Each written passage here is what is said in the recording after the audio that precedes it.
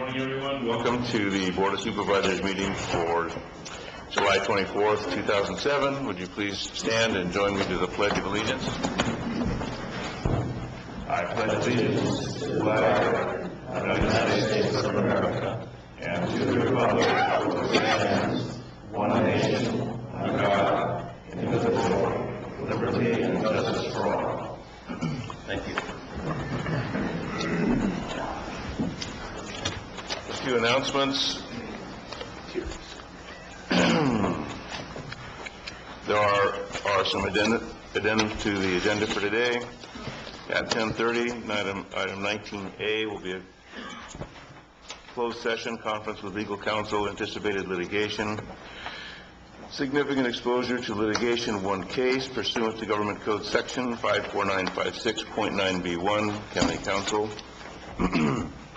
9B, closed session, public employment, County Administrative Officer pursuant to Government Code Section 54957, County Counsel. Excuse me. And 9C, closed session, conference with real property negotiators, various APNs, negotiating agency negotiator, County Administrative Officer, negotiating parties Ryan Voorhees, Greg Kopinski, under negotiation, instruction to negotiator regarding potential purchase price financing options.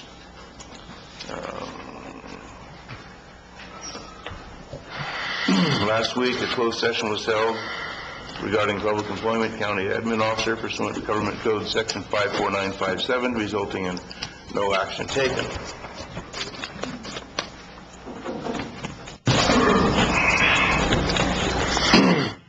Move on to the consent agenda. Consent agenda items are expected to be routine and non-controversial. They will be acted upon by the board at any one time without discussion. Any board member, staff member, or interested party may request removal of an item from the consent agenda for later discussion.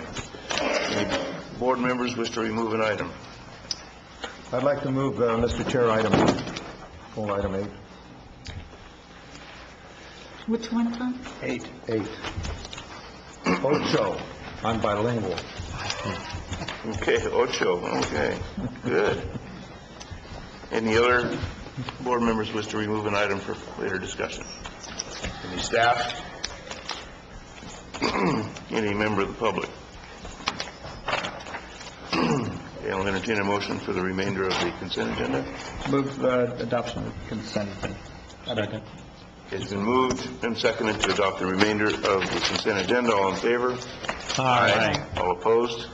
Motion carries on a 5-0. Item number 8, Mr. Triumph. This is a memorandum of understanding with the Calaveras County Water District in regard to the Costco Creek Flood Control Project. And I'm curious as to, it says on the fiscal impact, the county local share match has been budgeted in fiscal year 07-08 at $403,000. What is the source of that local match? That is currently scheduled to come out of our capital improvement program, which is funded through tobacco securitization. So that's a capital project funding. But it's general fund money. I mean, It is general fund money, correct. I have a hard time thinking, given the financial condition of the county, that we should be taking $403,000 for the Cosgrove Creek project, number one. Number two is, we've had a letter come in from the Department of Interior saying that we can't even get in and touch Cosgrove Creek, that they think there's endangered species in there, etc. And if that letter is valid and has overriding consideration as far as policy, then why would we even proceed if and spend $403,000 in general fund monies when, as a consequence of the study, we can't do anything? Well, it's a little more complicated than that. It goes beyond the creek. It does address water storage capabilities. It is a feasibility study by the Army Corps of that entire area down there. The local share match on this one is $403,000, but you also have to remember the long-range cost that you're looking at for Cosgrove Creek. We're looking at a potential project of $3.5 million in the long range that will be coming aboard to solve the problems based on the what's been identified to the Army Corps once they get done with all of their studies. But before that occurs, I think we will have many study sessions regarding formation of an assessment district down there and so forth. But this is the first step toward moving the project forward with the Army Corps. It is the #1 project for the Army Corps in the Sacramento region at the present time. So we have the right team in place. We just need to move forward. Well, if we form, the way I read that interior letter, the Army Corps or no, we're not going to touch that creek with anything. Are you, let me go to Jim as counsel. You've seen that letter. I mean, what does that letter allow us to do? Well, it's been a couple of weeks since I looked at it. As I recall, the letter was very restrictive. It was extremely restrictive. I mean, somehow we got to get them to reverse their position, or the Army Corps, ourselves, CCWD, anybody isn't going to do anything in the creek. Is that not accurate? I don't know who holds the trump card here. I'd have to do some research on it. Well, it seems to me we should find out how we're going to overcome the limitations of that letter before we spend $403,000. That's number one. Number two is, what is the source of the $3.5 million? We've not identified a source for that yet. Is that, as part of that, source going to be the assessment district? That is a possibility. This agreement before you today is merely the memorandum of understanding with CCWD. It does not expend any of the $403,000. This puts the system in place where the county can now negotiate with the Army Corps about what will the potential project be. We've been held up at the congressional level getting approvals to move forward with the project. This is one of the pieces that we need to take care of. So I would encourage the board to adopt this, because what this does is takes care of one of the steps with CCWD. And then we'll meet with the Army Corps, we'll see if we can get some signatures and discuss the project itself. This does not move the project forward in any way other than to have a formal agreement together with CCWD establishing us as the lead agency. To spend the $403,000, to spend even $1 of that, does that have to come back for further board approval? Yes, it will. Okay, then I'll support it at this time, but I think before you proceed with this, you better get the Department of Interior involved along with the Corps, or we're going to end up committing and spending lots of money and not having anything to show for it. Right. I support Supervisor Triumph's concerns here, but I think this item before us today is just to get the MOU completed so that the federal government will know that we are interested in being a participant.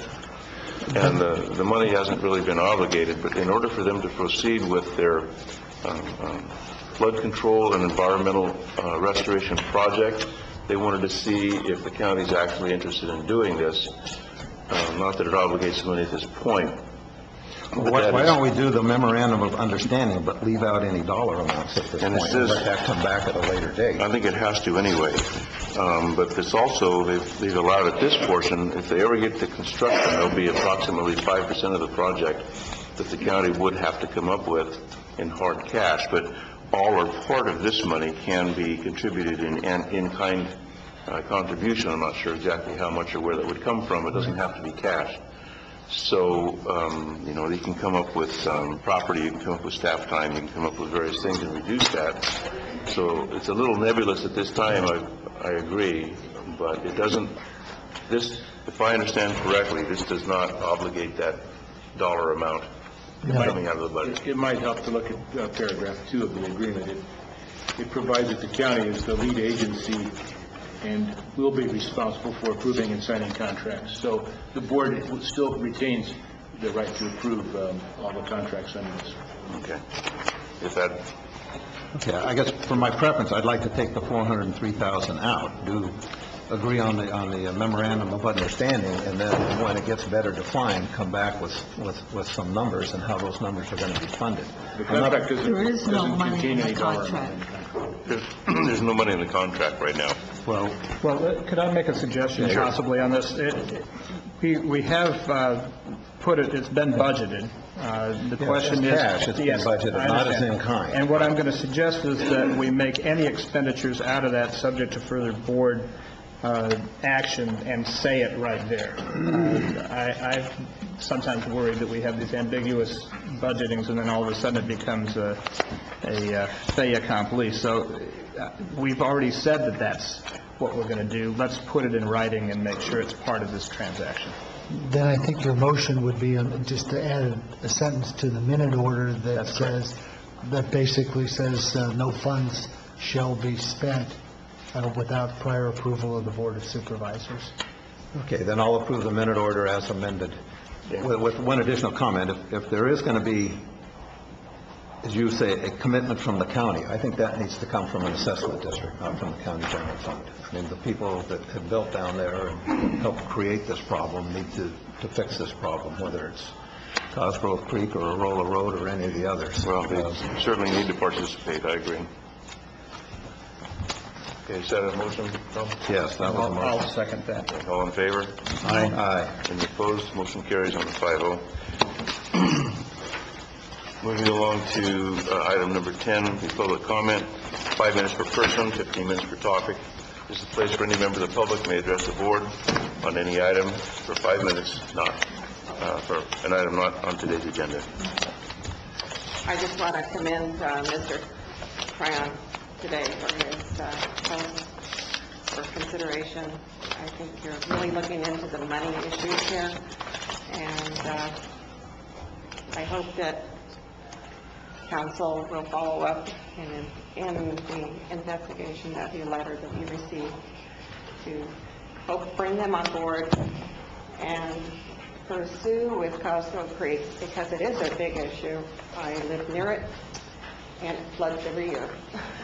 Okay, would you, Marilyn, please, would you, for the record, identify yourself? I mean, you probably know who you are, but... Marilyn Rowland. Thank you. And yes, the doctor did let me come today. Okay. Thank you.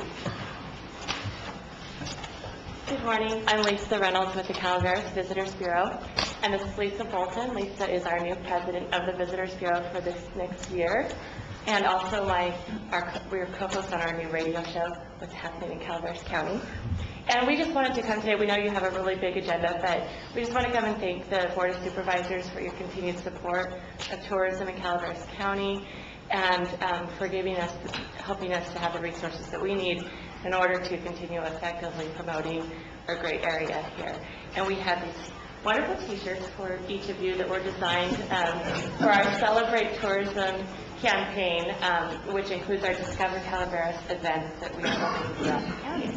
So Lisa's going to bring those up to you, and again, we thank you very much for your support of us, and we've seen several of your Discover Calaveras events, and encourage the others of you that we haven't seen, to please come and join us. August 15th is the next one at Public Town Square. We'll see you there. Thank you. Thank you. Thank you. Are they all the same size, Lisa? The real reason why I was here for, I'm Marilyn Rowland, and yes, I'm back again. Okay. But I just wanted to let you know that I attended the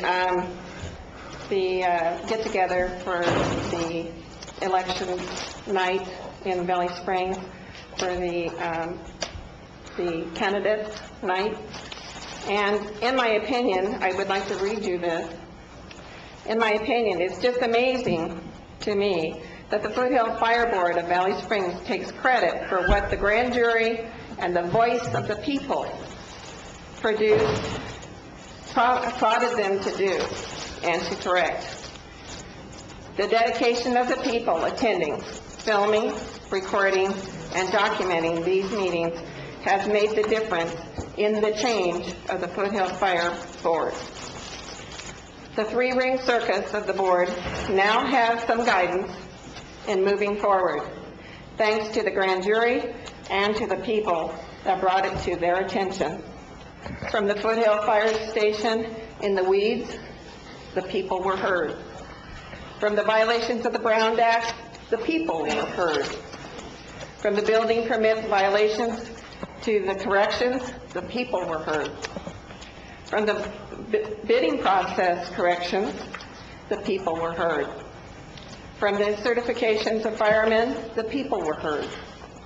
From the condition of our firehouse flag, now you may fly proudly. The people were heard. Mr. Spradlin, why did you discuss any new fire stations other than Mr. Tanner's?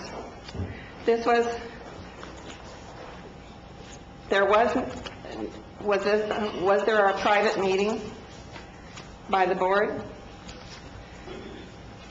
As of the months of meetings that I've attended, the board never talked about any stations other than the one that Mr. Tanner had brought forth. By the way, when Mr. Fry mentioned that Jeff Palm pulled a cow out of the hole and violated Cal OSHA, that never happened. He never was there. It was never a call of record. I just wanted to correct those two things said by the candidates, because I think it's very important if you are on the board to get your facts straight, as Mr. Ed Anderson would say, always quoting Mark Twain. So these people can check it out themselves. I have. And if it is now a three-ring circus, the circus is over. To the firemen of the Foothill Fire District, my husband and I applaud you through the tough times you've had and hope that you get the training and the guidance you need to continue to grow and be the best you can be. But remember, the changes were brought by the grand jury and the people. Read the grand jury report. And I really feel that that's a must. Everybody should get out and vote if they haven't voted. If they're not registered to vote, get out and get registered. Be a part of the voting. Be a part of this country. Take and be what the Constitution sets out for all of us. Thank you. Thank you, Marilyn. Hi, my name is Russell Peffer, and resident of Hathaway Pines. Okay, Russell, also sign in, please. Thank you. First of all, I'd like to thank the board for their countless hours. I know you guys put in a lot of hours and many unrecognized, so I'd like to thank you for that. What I'd like to speak about today is a resident 2 houses up from us lost their house to fire Sunday night, early Monday morning, and it's the 6th fire we've had in our neighborhood in the last 11 years. I know we had the bond issue that's given us an awesome firehouse in Arnold. We've done some improvements to our firehouse in Hathaway Pines. We've been able to staff all our firehouses excellently. We have a great bunch of guys that get there on time, but we have a water problem. Our there's a hydrant directly out in front of my house that I always felt assured was going to give proper protection. Well, when the firefighters were there fighting my neighbor's house 2 houses up the other day, they weren't using the hydrant, and I asked, why aren't you using that fire hydrant? And they said, because that hydrant's no good. It's only going to give us 250 gallons a minute. We need 10 times that amount to fight a fire of this nature. So they were hauling water trucks up, which made the fire process about 2 hours long to put out this house fire, which was a total loss, by the way. It's burnt to the ground. But my question is why is that? Why haven't we addressed the issue of fire hydrants and their ability to put out the amount of water they need to put out fires? And why, if we are unable to address these issues, then why are there 2 new residents going in my neighborhood, not to include the one that needs to be rebuilt now? So it's an issue I think that really needs to be addressed, and see what we can do about getting some fire protection. I think it's great. We have awesome firefighters. We have a great firehouse and all that, but I'm a plumbing contractor, and I realize I could put in the finest of fixtures. I could put in really nice bidets and 1-foot shower heads and all these fine fixtures, but if at the end of the day there's no water to run that house, then all those fixtures do us no good. The same way, if our fire department has all the finest of everything, including men and equipment, if we don't have water, we don't have anything. So thank you very much. Yeah, just hold on just a minute, Russell. Russell, that's, the chief and CCWD usually do a test every year of all the hydrants. They've never and they tested, ever pass. I've owned that house since 1988. They've never once tested those hydrants. I've seen it done in Murphy's all the time. I've seen it done in other places, but it doesn't get done in our neighborhood. Well, I'll talk to the chief and CCWD. What's the the street? I'm at the top of Hillcrest, at Hillcrest and Altamont intersection. Okay, thank you. Thank you.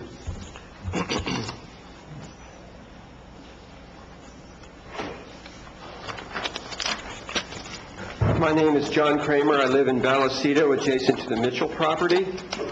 I'm here to speak to the agenda item to grant an exemption from the moratorium. Sir, if you will wait until that agenda item comes up. This is public comment. It's really meant for items not on today's agenda. Is there public discussion during that? Yes, there is. Thank you. Sorry.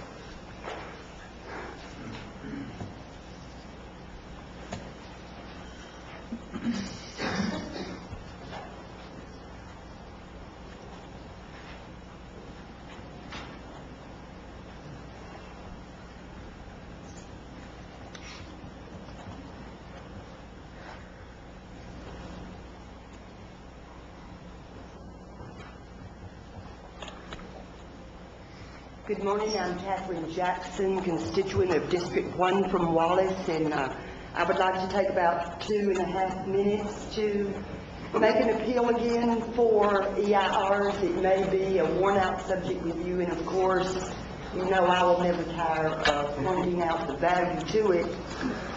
I've titled this public comment, Why an EIR?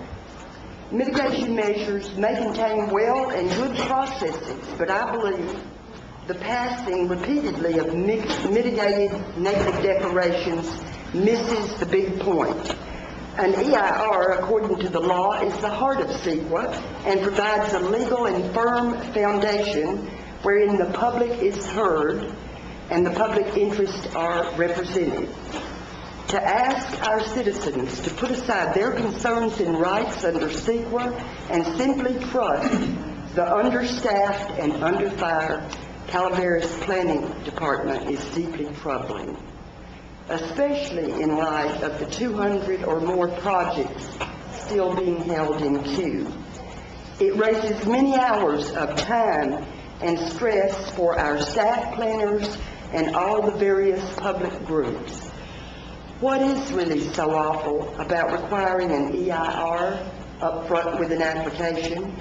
Certainly, if you had such a standard, it would make negative declarations the exception and offer clarity, thoroughness, and less rework.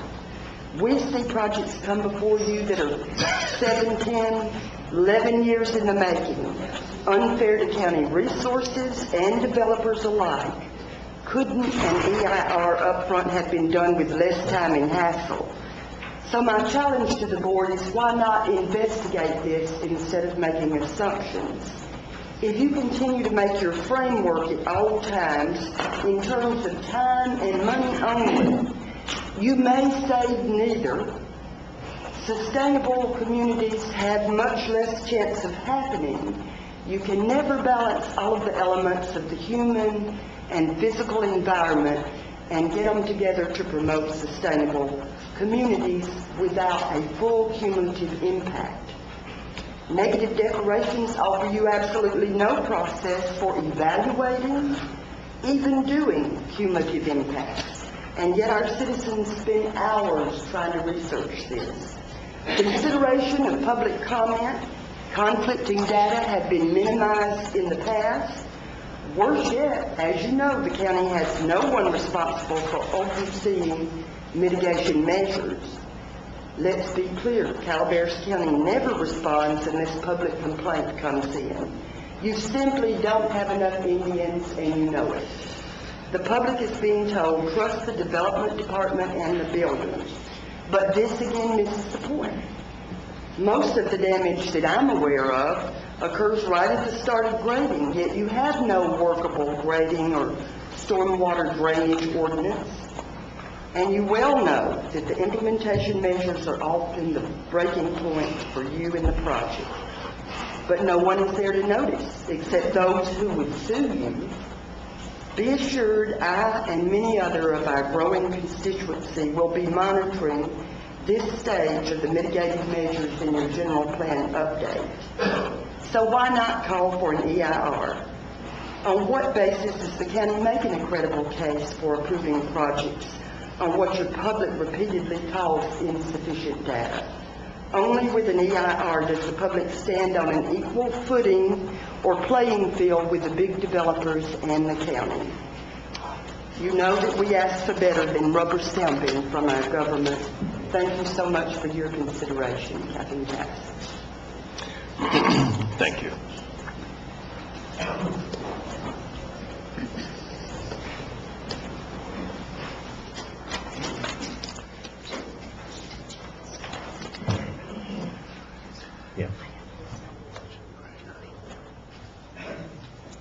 My name is Ed Rich. I'm a director with CCWD in District 4. I'm here before you today because I want to present this map to Supervisor Tryon. The reason I want to present it to Supervisor Tryon is he shares the same You said you were just going to give it to me today. I know, but then I thought, why not get the brownie He point? saw the microphone. He was over. I just wanted to be aware. I just wanted you to all be aware that, by the way, you can all get copies of these. I was asked to chair a land water committee with CCWD, and I sit on that committee with Director Hebard, who is down in District 1, Wallace Person. And what we're exploring is other uses of the water resources in Calaveras County besides just housing. We have water resources that we are keenly interested in protecting from anybody else in use in this county. And what we're trying to do is mobilize the agricultural people or the people that can use non-potable water. And when I mean non-potable water is we can use raw water or reclaimed water. But this map was put together by Ed Patterson of our staff and your staff. It's in your computer.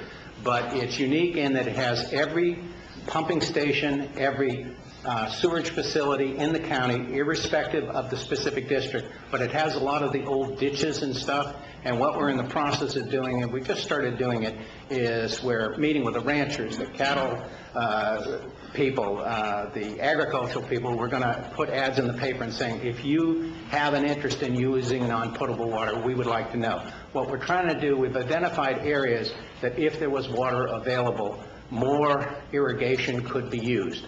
And in terms of doing that, what we're trying to do is get a scatter diagram and find pockets of areas where they might potentially be served. How we serve them, we haven't got a clue at this particular point, but this is for Director Tryon, and thank you for your support. You're welcome, Ed. Thank you, Ed. Are there any other members of the public that would like to address the board on items not on today's agenda? Okay, move along to item number 11. Mr. Chairman, I'd just like to have you point out to these people that there are chairs up here that they could, if they wish to sit down. Yeah, okay. There, if you folks would like to sit down, if you can stand the scrutiny, there are some chairs up here. Where? Right over here. And there are also chairs in the middle here.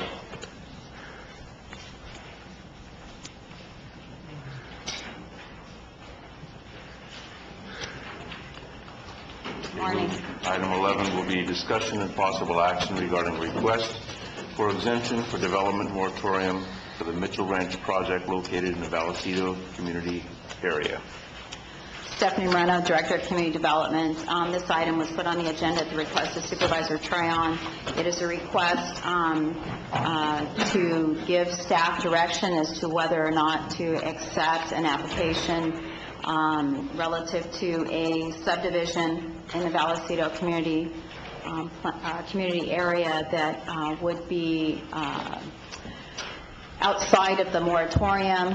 The developer believes that they qualify for an exemption under one of the exemptions listed in the moratorium. That would be exemption number 4, that allows for overriding public benefit.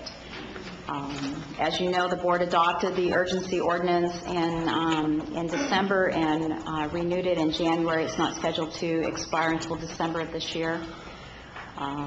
The property is currently zoned unclassified, will need a zoning amendment in order to proceed, and that's what triggers the moratorium. I want to clarify for the record that this is not a decision by the board on the application, the merits of the application itself. If the board were to find sufficient evidence to make findings that there is an overriding public benefit to accepting this application, it would end up in the last slot in the queue of the applications that we now have.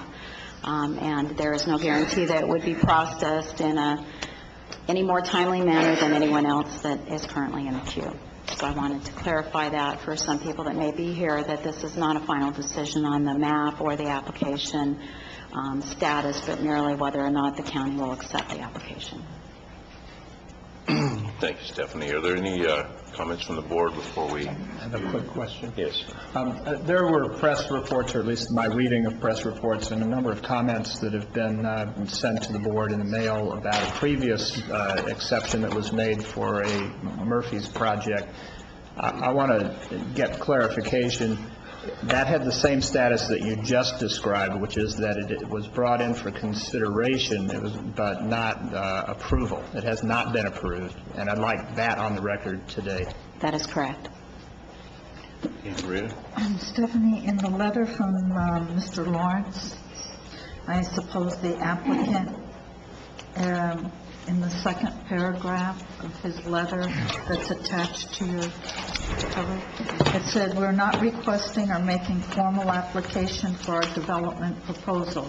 We're requesting is this property be exempt for the moratorium of providing community benefit."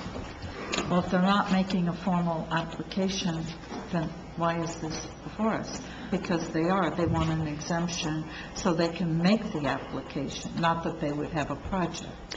Right. This is new ground for the county, and so I would say if the board gave direction to staff to accept the application, that there's no burden upon the developer to then turn it in a timely manner, unless the board would just submit some kind of deadline on that. And I don't know, that would be a legal question if you could do that, but it would just be that they'd be allowed to turn in an application, and then it would be upon them to prepare the application and submit it.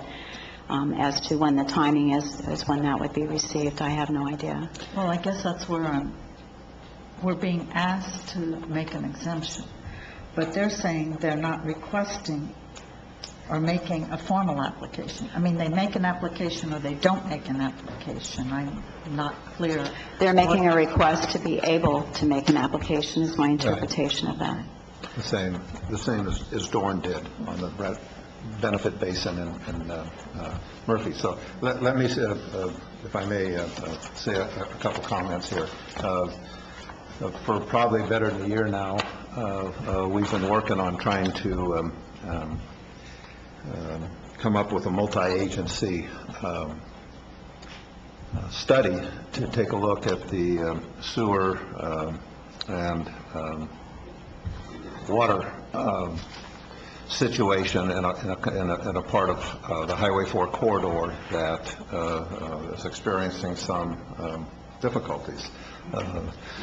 We basically would like to start up at Forest Meadows, and the Forest Meadows sewer has had numerous projects and moratoriums. We'd like to come on down and include Murphy's, and we've talked to the Murphy Sanitary District along with the Union Public Utility District, which provides water, and Murphy Sanitary, if you read the grand jury report, is, basically in sort of a quasi moratorium type area. And UPUD, we need to get to expand and provide additional water to developments that are happening within the vicinity of Murphy's, the most prominent one being the Jeff Walker project along Coyote Creek.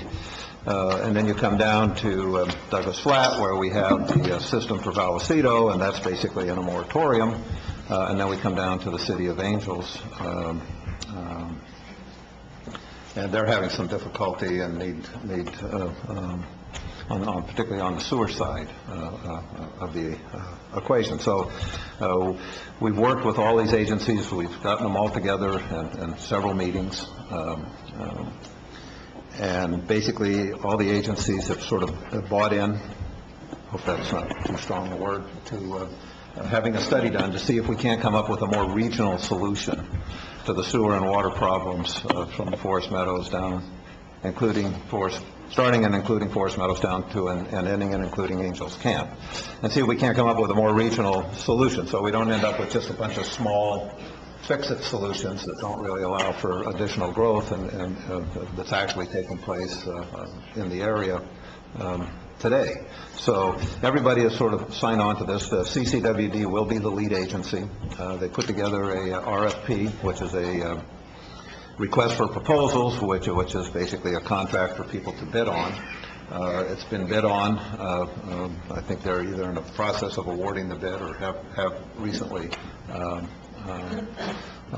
awarded the bid. The agencies, Murphy Sanitary and UPUD in particular, and also the City of Angels, nobody wants to sort of put any money up. Everybody wants a study, but nobody wants to put any money up. We have a developer in the Vallecito area that needs these issues resolved for his development to proceed, and so he's willing to come forward and say, you don't need to use public money or government money to do the study. You know, I'll fund the study for this area of the Highway 4 corridor. The estimate, I believe, is $50,000. I think when we first had looked at it, we were thinking $35,000. So one of the questions I have for the developer is, he willing to go to 50? Because I think the numbers that we had on the table earlier were $35,000. I think there's a clear public benefit in not using government money if we have developer money to do this project. In no way does it short-circuit the review process for an application. What it basically does is the moratorium, I believe, is due to expire in December. I'm not quite sure what the date in December is, so you're talking basically the difference of 120 to 150 days for submittal, and that difference allows this project or this analysis to proceed. And I think that's, to me, that's clearly in the public purpose, unless we want developers to quit paying for things and have county government and CCWD pay for everything. Why, it strikes me that we should be very much in favor of that. Once a project is submitted, then it will undergo an environmental review, and then it will have a project upon which citizens may comment. But until the project is submitted, it's premature to sort of comment on the project when we don't know what we're commenting upon. But clearly,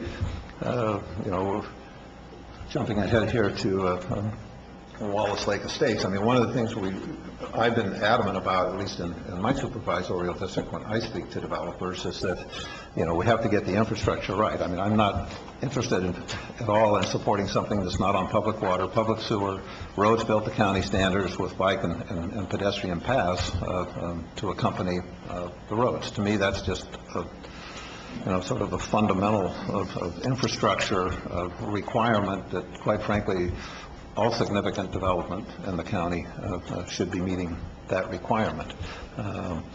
And for this development to proceed, then obviously it needs to address the sewer issues concerning the moratorium on the plant in Douglas Flat, where the sewage from Vallecito is taken. And I am very much for a regional solution in favor over small independent solutions in which we have no economies or efficiencies of scale because we don't have enough hookups, and so we're always behind the eight ball, and we're never able to meet the ever increasing standards that the state is applying to us. Along with this study, I'm hoping, when I looked at the RFP with Dave Andrus of CCWD, it's not just the sewer capacity to treat the water, it's what do we do with the water after we treat it. And we need to start looking at what we do with the treated water. We're taking a lot of potable water now, and UPUD says, well, we're not sure we have enough water to even serve within our current boundaries upon build-out, so we don't want to expand our boundaries. Yet we're taking a lot of potable water and running it down Red Hill Road for solely irrigation purposes. It seems to me that if we did a study and looked at, well, let's not be sending water that can be made potable for agricultural irrigation purposes, let's start using treated water for those purposes. So I think there's a lot of things for this study to look at in that area, and I think it's clearly in the public benefit, and I would hope that the board would support allowing this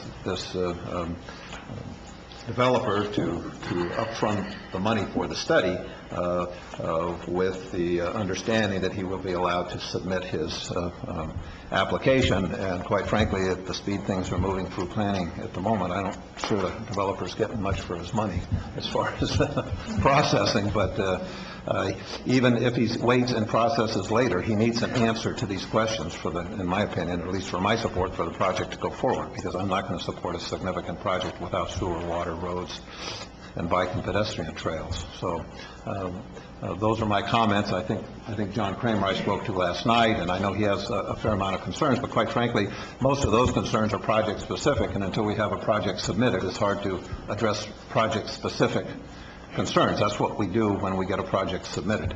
And I don't have a problem with when he submits it. I mean, once a moratorium's up in 120 days or 150 days, whatever the date is in December, a developer can submit a project at any time at his leisure. I don't know that we want to say we want it sooner rather than later, because quite frankly, we're overloaded now. So, but I think he should be allowed to at least submit it and allow the review process, particularly on the environmental side, to proceed. So that concludes my comments. Anyone else on the board have comments at this time? I just have one. Stephanie, if I owned a lot in Vallecito right now and I wanted to build a single-family residence on it, could I get a building permit? I don't know the answer to that. I You believe can ask. it depends on the location. There is a moratorium if they haven't already got the connection. There's some people from CCW. CCW is going to address this issue, Russ. I need to ask them. All right. And Ray Beerbaum from UPUD is here also, probably. I don't know if you want to give a comment or not. Well, If you do, you have to come up and sign in. You got it. Are you through, Stephanie, or the board through? Yes, I am. I don't mean to short-circuit the process. You need to sign in and introduce yourself, Ray. Oh, Ray Beerbaum. And who you represent. I represent myself. I'm a citizen of Vallecito. Okay. But I am on the board for UPUD. Anyway, if you want to build a house, if you have a property in Vallecito, right now you cannot build because our sewer capacity is overfilled. So you cannot build another house right now until the sewer is taken care of. Thank you. And that's what we're running against with this Mitchell Branches.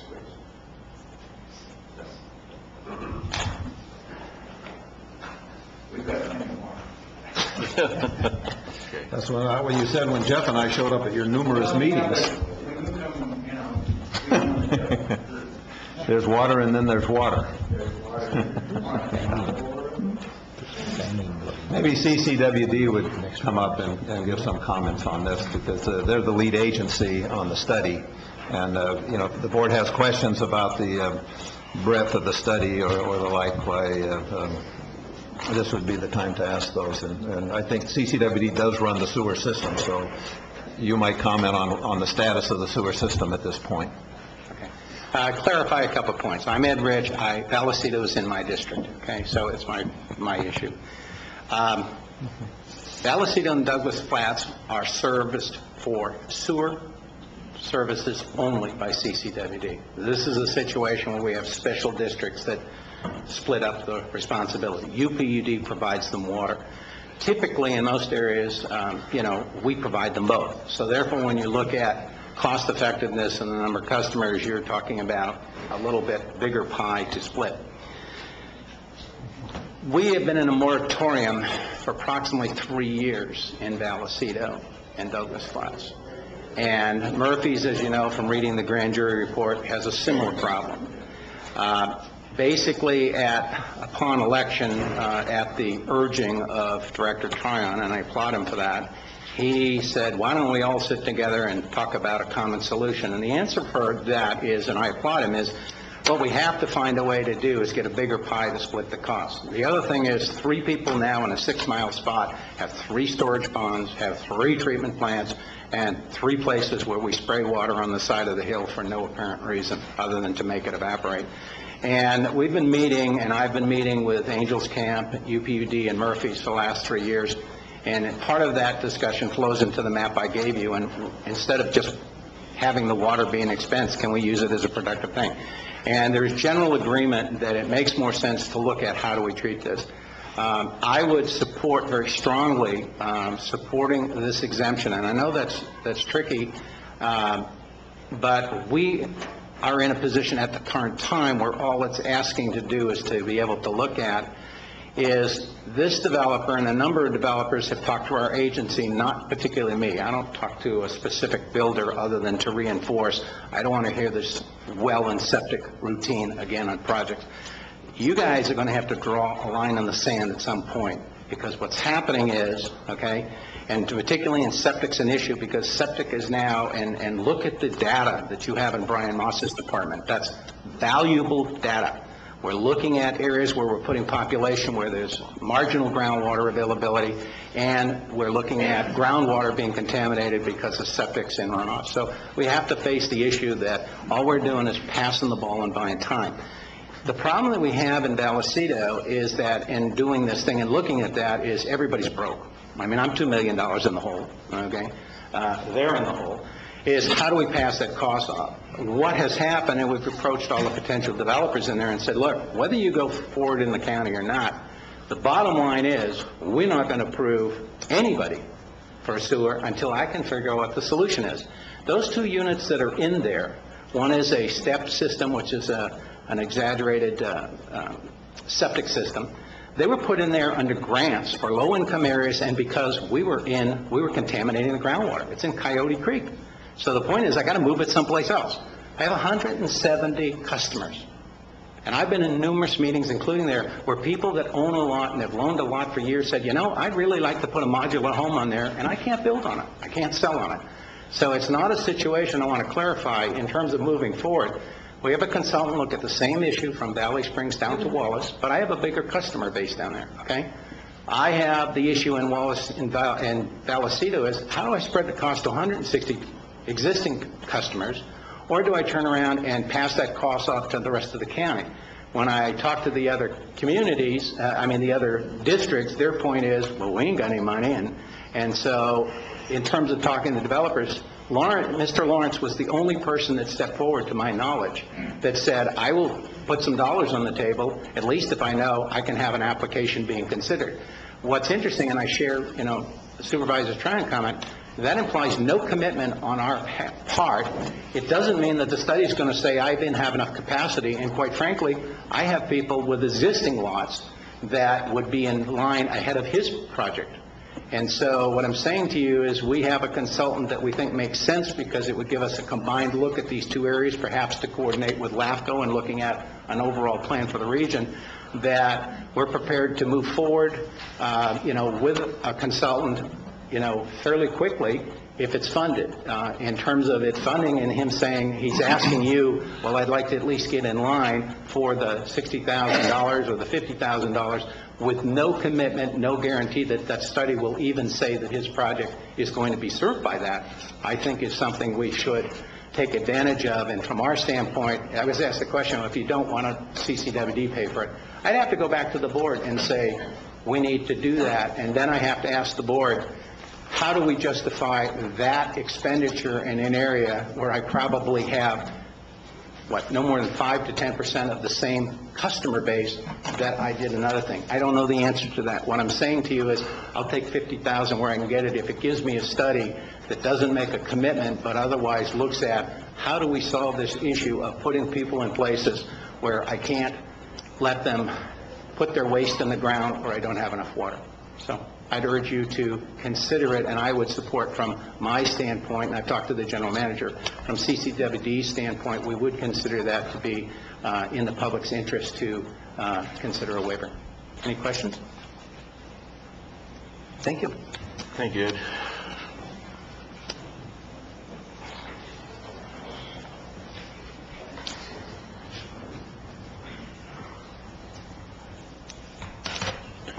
Good morning, Mr. Chairman, Supervisors. I'm Jeff Lawrence with Braddock and Logan. And I think Ed Rich pointed it best. And when we started looking at this project, it became obvious to us real quick that there's sewer problems up there. So we talked to Dave Andrus about what those problems were. We tried to come up with some solutions. We looked at an old Nolte report that was done many years ago that talked about inundation and totally inundating the plant. We looked at other solutions, but it became real obvious that there needed to be a regional solution or a study that needed to be done. And Dave was in the process at the time we were having those discussions about putting the proposal together. The proposal does include ground or water as well as wastewater. And so we reviewed the report, we talked to the people that put together the proposal, and we came to an agreement that we would go ahead and fund that report. It's something that's necessary to do whether we move forward or don't move forward, but this clearly gives us the opportunity to at least find out what the solutions, problems might be associated with the wastewater. I want to reaffirm, we understand very clearly, and I apologize, Supervisor Callaway, if my letter was confusing. The item that you were talking about today had nothing to do with an application for this project. The discussion was really for the exemption and understanding that we understand that we're funding the report and that there's no commitment from the board or from the county for approving the project, only the exemption itself. So I'm here to answer any questions. Otherwise, I appreciate your time. Jeff, you are committing to the 50,000? That's correct. The proposal talks about 45 in here, but we talked to Dave Andrews, it was 50,000, and actually he thought it might exceed $50,000. Okay, and you're committed to funding what it takes to do the study? To complete the proposal. Thank you. Thank you.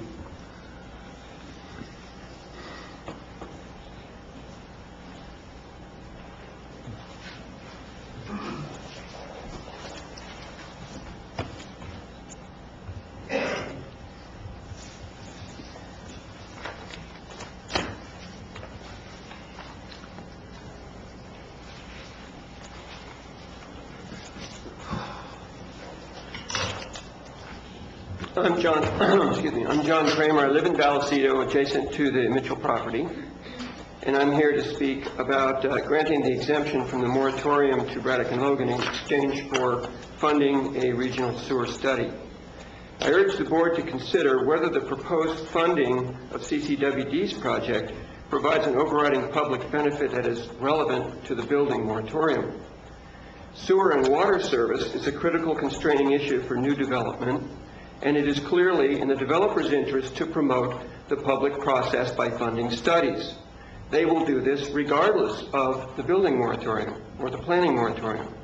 If the moratorium has no purpose, fine, grant the exemption.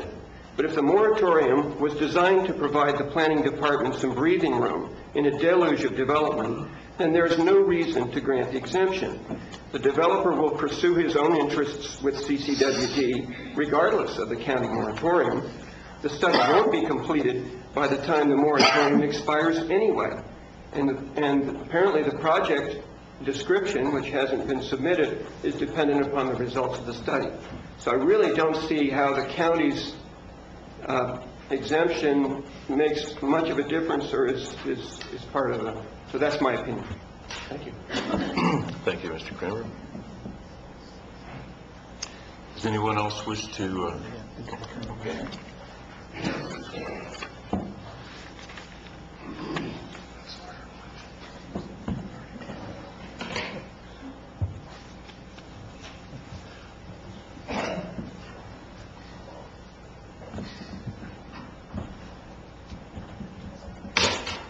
Thank you. I'm Dave Stell from Murphy's, and I want to recall to the board's attention that in February we had a recognition that there might be an overriding reason to allow a developer to jump to the head of the line in Murphy's.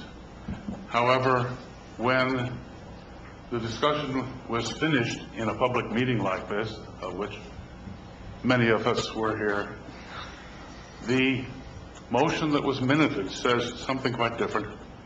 Motion was made to initiate general plan and zoning amendments for the tracts from rural residential to single. In other words, the motion made started the ball rolling. Now, during that meeting, many of us went home understanding, well, this is a meeting that allows the developer for Rocky Hill to submit. It takes us no farther. That was said over and over again at the meeting, but that's not what the minutes say. What I'm here to ask is this. If you're looking at the Vallecito, the Mitchell's Ranch effort, and if indeed we're only 120 days before the deluge comes, my question would be, are you going now to write, to pass and write a minuted motion that negates the discussion about the problems involved and the necessary EIR, and that does not answer the question that was asked apparently at the last meeting? Is a developer buying his way to the front of the queue with a little money, when it may not even be necessary, as I hear Tom saying? So that's my question, or that's my concern, that your action today meet what's being said today and what you folks say today. Ms. Callaway, I have in mind particularly, what is the nature of the builder's request here if there isn't a project underway? So in that context then, please let us not have another open door after we've all spoken with concern about having caution. Thank you.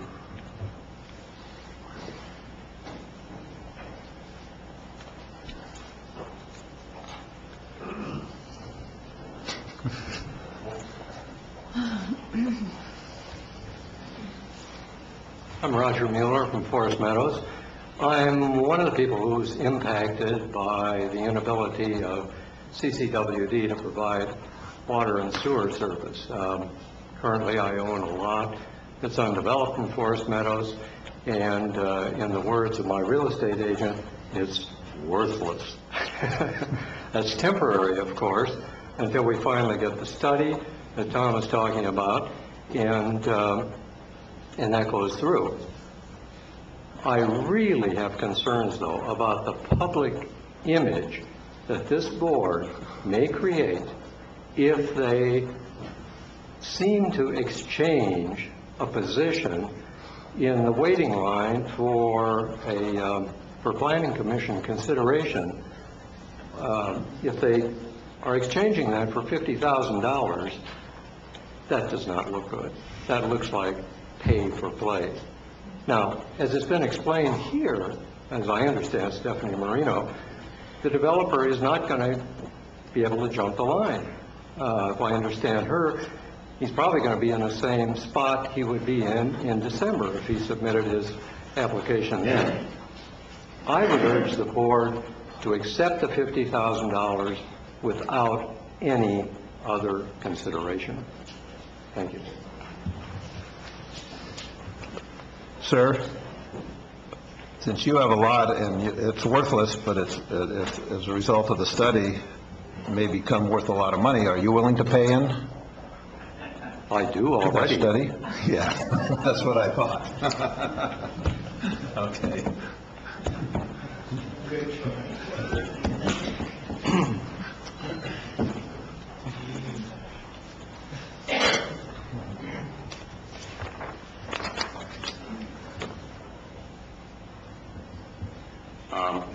Good morning. I wasn't intending to speak on this issue, and I won't take up any time. It's my understanding that the reason why the urgency ordinance... Excuse me, Ward. I'm sorry, my name is Ward LaValle, and I'm the San Andreas. As I recall from the staff report, which we read last December when the urgency ordinance was adopted, the reason why we adopted that urgency ordinance in colloquial terms, as I recall, Supervisor Claudino said, it's very difficult to change a tire on a car when it's going 60 miles an hour. We needed to slow the car down so we could change the tire. We learned from the Mintier report that the general plan is not a useful document going forward when we try to plan our community. So after the first exemption was made in February that Mr. Self alluded to, and now we're being asked to look at another exemption, I guess I'd like to ask the rhetorical question is how fast can this car be going, and can we still have an effective, comprehensive update of the general plan? Thank you.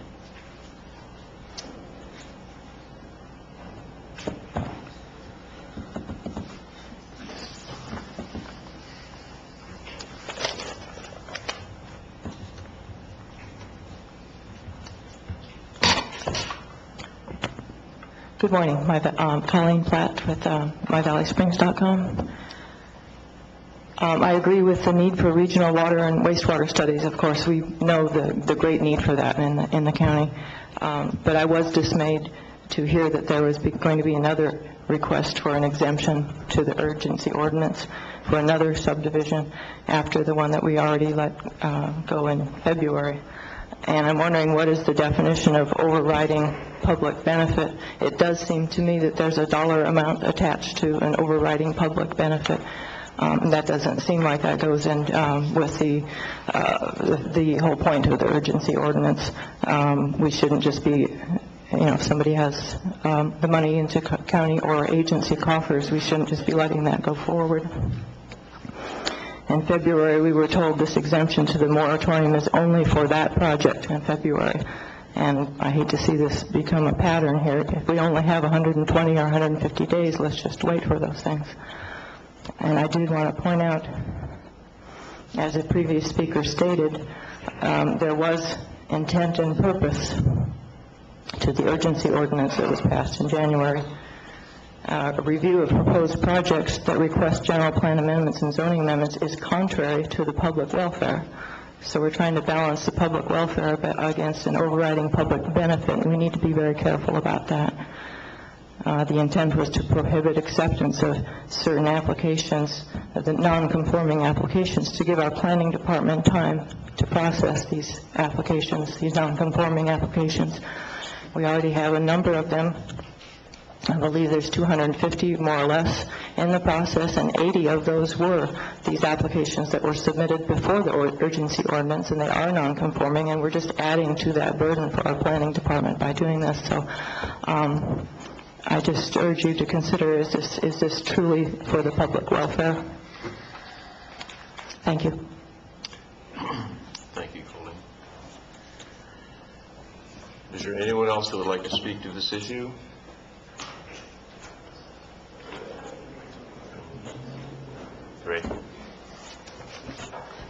Ray Barabon. I am on the committee to try and get everybody together on this regional water problem taken care of. And I see a great benefit for the whole county and Highway 4 corridor to get that study going. Now, we are having problems getting money together to pay for it. So if we can get some help to pay for it, that would be great, because it's going to benefit everybody in this county. That's all I got.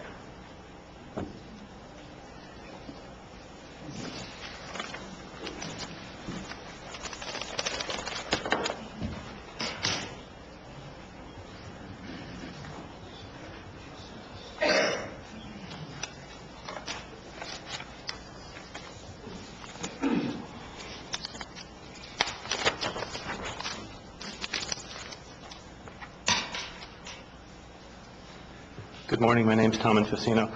I just want to make sure that the issue here is not mischaracterized. It appears that the choice that's being presented is that either you accept this money or there'll be no study. And I think it's important to note that there are other sources of funding for these sorts of studies. Just last week, the county submitted a grant to seek funding for pollution control in this area. And we look forward to a positive response in that grant request. And in fact, the Calaveras Planning Coalition submitted a letter of support for that.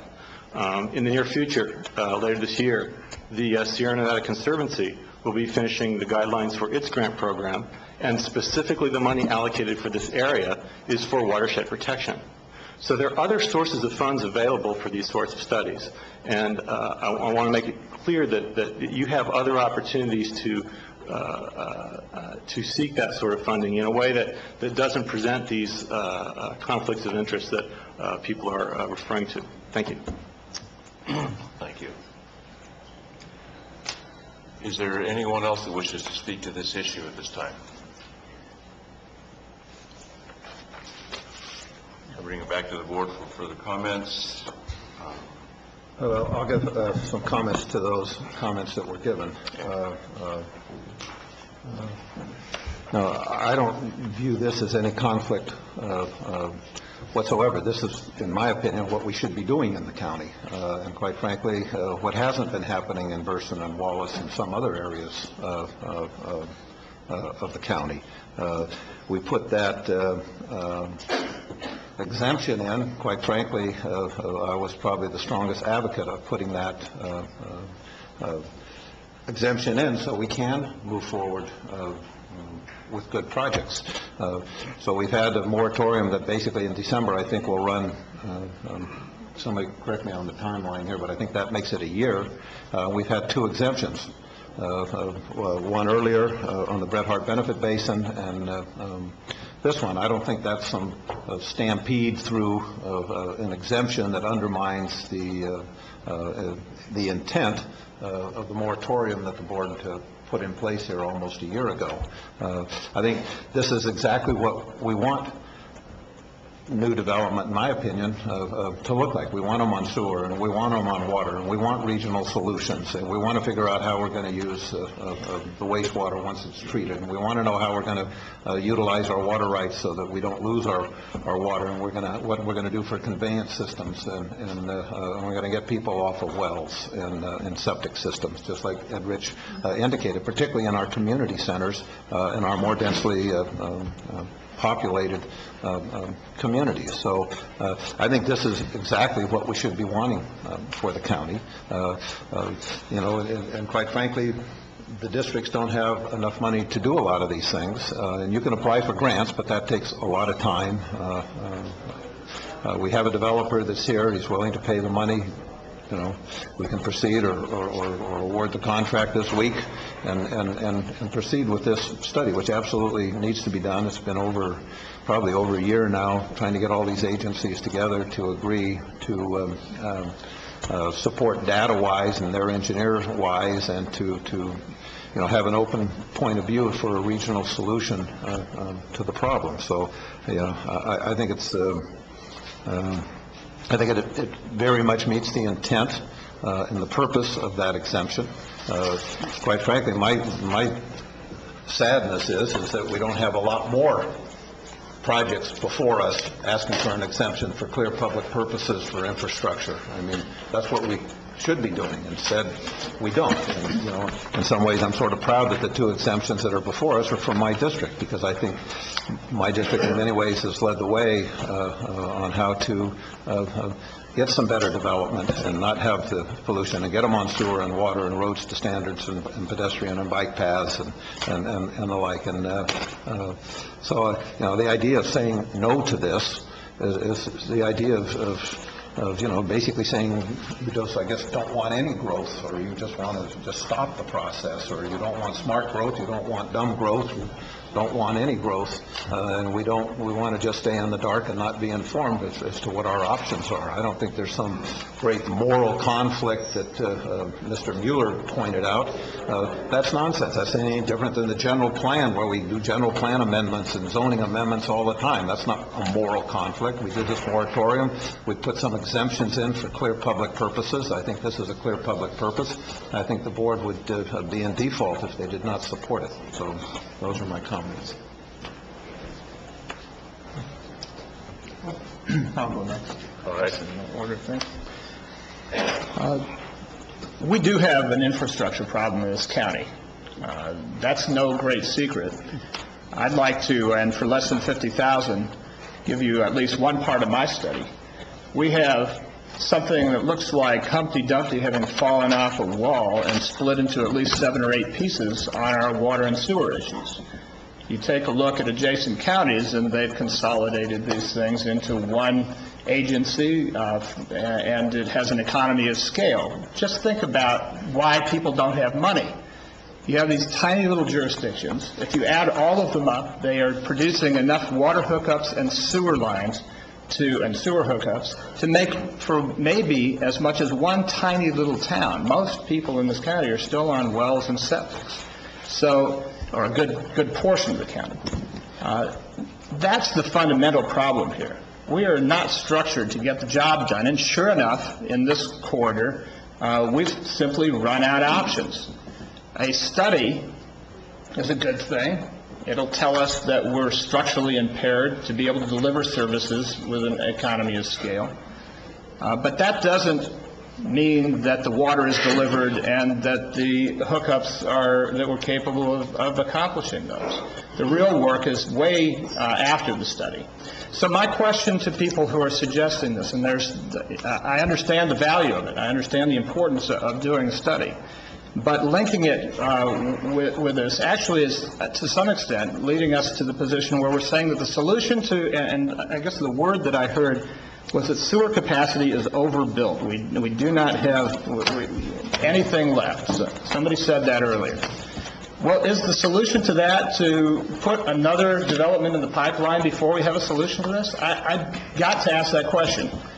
I also think that when we decided that we were going to try to make some kind of space to get some long-term planning going, that we would use this moment to lighten up the load and get to working on these solutions. I think that we can accomplish a study, and I do believe that there are other funding sources, and maybe this funding source would happen anyway. The truth is that people do follow their economic interests, and you can't really get anything done up there until you solve these problems. So that's pretty obvious. There's going to be a number of people who have an interest. Will they mobilize and come up with a way outside of this? I don't know, but I find it difficult to attach another exemption to this so-called moratorium, which still, it's the strangest version of one I've seen because we are still overwhelmed and underproducing. But how do you define an overriding public interest when, A, we have no idea of what the project is? It's the project that's supposed to be the overriding public interest. And while this project has a very nice attachment that serves something that we'd want, I have no idea what project we're dealing with. Maybe it's a project that completely sinks, even if you study it, completely sinks the possibility that we could deliver the service in the end. But I have no idea. I don't know how many buildings. I don't know how many people. I don't know exactly where it is. I haven't seen a map. The other one that we made an exception for, at least we had some pretty good idea what we were looking at. But this one is a mystery, and it would be very hard for me to see one piece of it, which is a very nice piece. Yes, we'll have a study, without seeing what the project itself is, and I would find a difficulty in making the linkage there as proposed here today. Finally, I guess I don't want the county to wind up in a contortionist kind of style here. We're trying to get a lot of things done. But for us to say that we can somehow squeeze ourselves into this, into the overriding public benefit category on this, makes me wonder whether the person who said, "Are we for sale?" has a point. What's next? Copy machine breaks down, we're broke, somebody comes up with a used one, and next thing you know, we've got a public interest served. Well, yes, there are many ways and many needs, and this county is in pretty darn poor shape. But it would be very difficult for us to prostitute, or very wrong for us to prostitute ourselves in the face of offers of financing for these things, if there is not, in and of itself, an overriding public interest to the project. Let me give you an example, and we'll be talking about this later today. I believe that there's an overriding public interest and public benefit when a developer provides affordable housing to people who already live here. All right, that's an example that I think we were very specific on in making our exemptions. but I find this to be a reach, a contortion, and a stretch for a worthy goal. I'd rather see us work very hard on getting the funding necessary to do these studies and begin to get these tiny little podunk agencies to recognize that when you have an office in 8 different offices and 8 different CEOs and 8 different big overheads, that it's pretty darn hard to provide services to tiny constituencies. And that's really at the core of it, what our problem is here. That's it? Yeah. Okay. Did you want to go in? Sure. One, I want to address Mr. Self's comments about the minutes. There is no definitive action on the project. It was just allowed to be submitted. If the minutes need to be clarified, then we can clarify the minutes. We can get that clarified, or we could send a letter to Mr. Self and all the people in Murphy's who seem to think this is a fait accompli for the project. It is not a fait accompli for the project. Also on so if staff could address that, either look at the minutes, have the minutes clarified, that would be appreciated. Also, everybody's assuming that the moratorium's going to end. That decision has not been made by this board that the moratorium is going to end. The moratorium could be extended for another year. So I don't think we should hang a hat on that one. I also, like Mr. Mueller, own a lot in Forest Meadows. I'm glad to know it isn't worth anything. I didn't realize that until Roger told me. But I've got the faith. So Ms. Platt said it's the money and you can buy in. I didn't consider this as a money issue, that the developer was trying to buy his way into getting an application in. I felt like it was something that the developer was putting out there. He would have probably had to do it if the application was in anyway. So to me, this was not buying your way in. I can't say that I have been talked into doing this. To me, the issue is, as Mr. LaValle said, one, it's tied to the general plan. Yes, this study's going to have to be done. I can't believe that the agencies have not looked for grants, as Supervisor Walensky's talked about, or as Mr. Infosimo's talked about, or Mr. Kramer emailed on the fact that there are grants out there. I would like to think that all the agencies involved are looking for those. Ms. Lawrence, I appreciate what you want to do. I don't see how what it is you want to do, what the agencies are agreeing to, has anything to do with an application to be submitted. It has to be done anyway, and it's either going to be submitted before or after the application comes in. I appreciate the work that Supervisor Tryon's done in this area, but I can't connect the two. I can't connect giving an exemption on this, because the study has to be done regardless. So if you take into consideration that a moratorium might be up in December, or it might go on for another year, the reality is this has to be done for there to be any project or any building permit in this area. So the other thing is that if Mr. Lawrence's firm does front the money, that there should be some quid pro quo on that, and maybe he would be given X number of connections if he funds the study. And I know there's a project in Forest Meadows that the developer has been given a guarantee of X number of connections if he fronts some of the money for infrastructure. Why can't not this be done for this project? So that's my position. Okay. There was a question, I think Mr. Kramer asked a question about, is the moratorium doing its job? And in my mind, the moratorium was put on as a result of a lot of people making, perfecting the argument that we better slow things down until the general plan gets updated.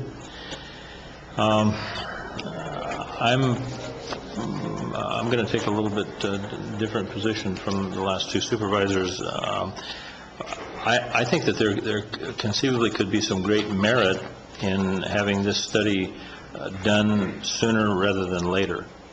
The general plan, as we're working on it, it needs to take into consideration what resources are available in this corridor. If the general plan had to be formulated based on what we all have heard this morning as what the availability of resources, we would say, well, there should be no more development in this area, Douglas-Flat or Vallecito. I frankly was not aware that you couldn't pull a single-family building permit in Vallecito currently. That's a bit of a shock to me. Maybe I should have known that, but I didn't. And to me, the overriding public benefit that could be derived from doing this study sooner rather than later would be to address the issues of those folks who might want to, as Director Rich said, that people simply want to move an affordable modular dwelling or something onto a single-family lot in this area, and they're precluded from doing that in the absence of the availability of the sewer treatment facilities. So, anyway, I don't think that it is going to open the floodgates of any other developers rushing forward to try to do this similar thing.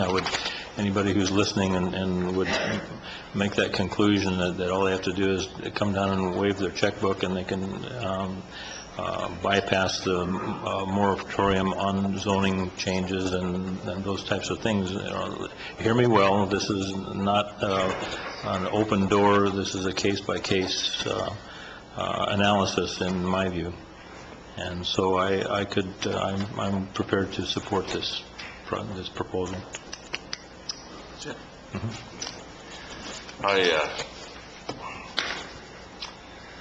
I appreciate the need for not only this study, but many studies in Calaveras County regarding the same issue.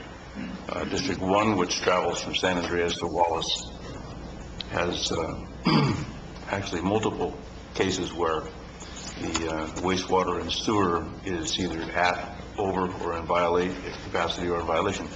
As a matter of fact, Wednesday of this week at 5 p.m. at the Town Hall in San Andreas, there is a meeting regards the San Andreas Sanitary District. Anybody with an interest in what's going on there should attend that meeting. They are at capacity, near at capacity. They're reluctant to issue will serve letters to any developer. You have, over the past year, you've seen in the media the difficulties that Valley Springs Public Utility District have. They're at capacity, actually for water and sewer. This goes all the way down the line from San Andreas to Wallace. So the problem is not unique, I guess is what I'm trying to say. There are also multiple, dozens of developments that are waiting in advance for this moratorium to come to an end down there. And I think it's quite generous of Mr. Lawrence to fund this program, or to offer to fund this program. But as some people have said, the perception prevails that if this study is funded by a developer, then they have an exemption to the moratorium. So I have not polled every developer that works or has a project pending in District 1, but there are multiple. And I have talked to some of them, and sure enough, their perception is such. I believe this works out to a little less than $400 per unit.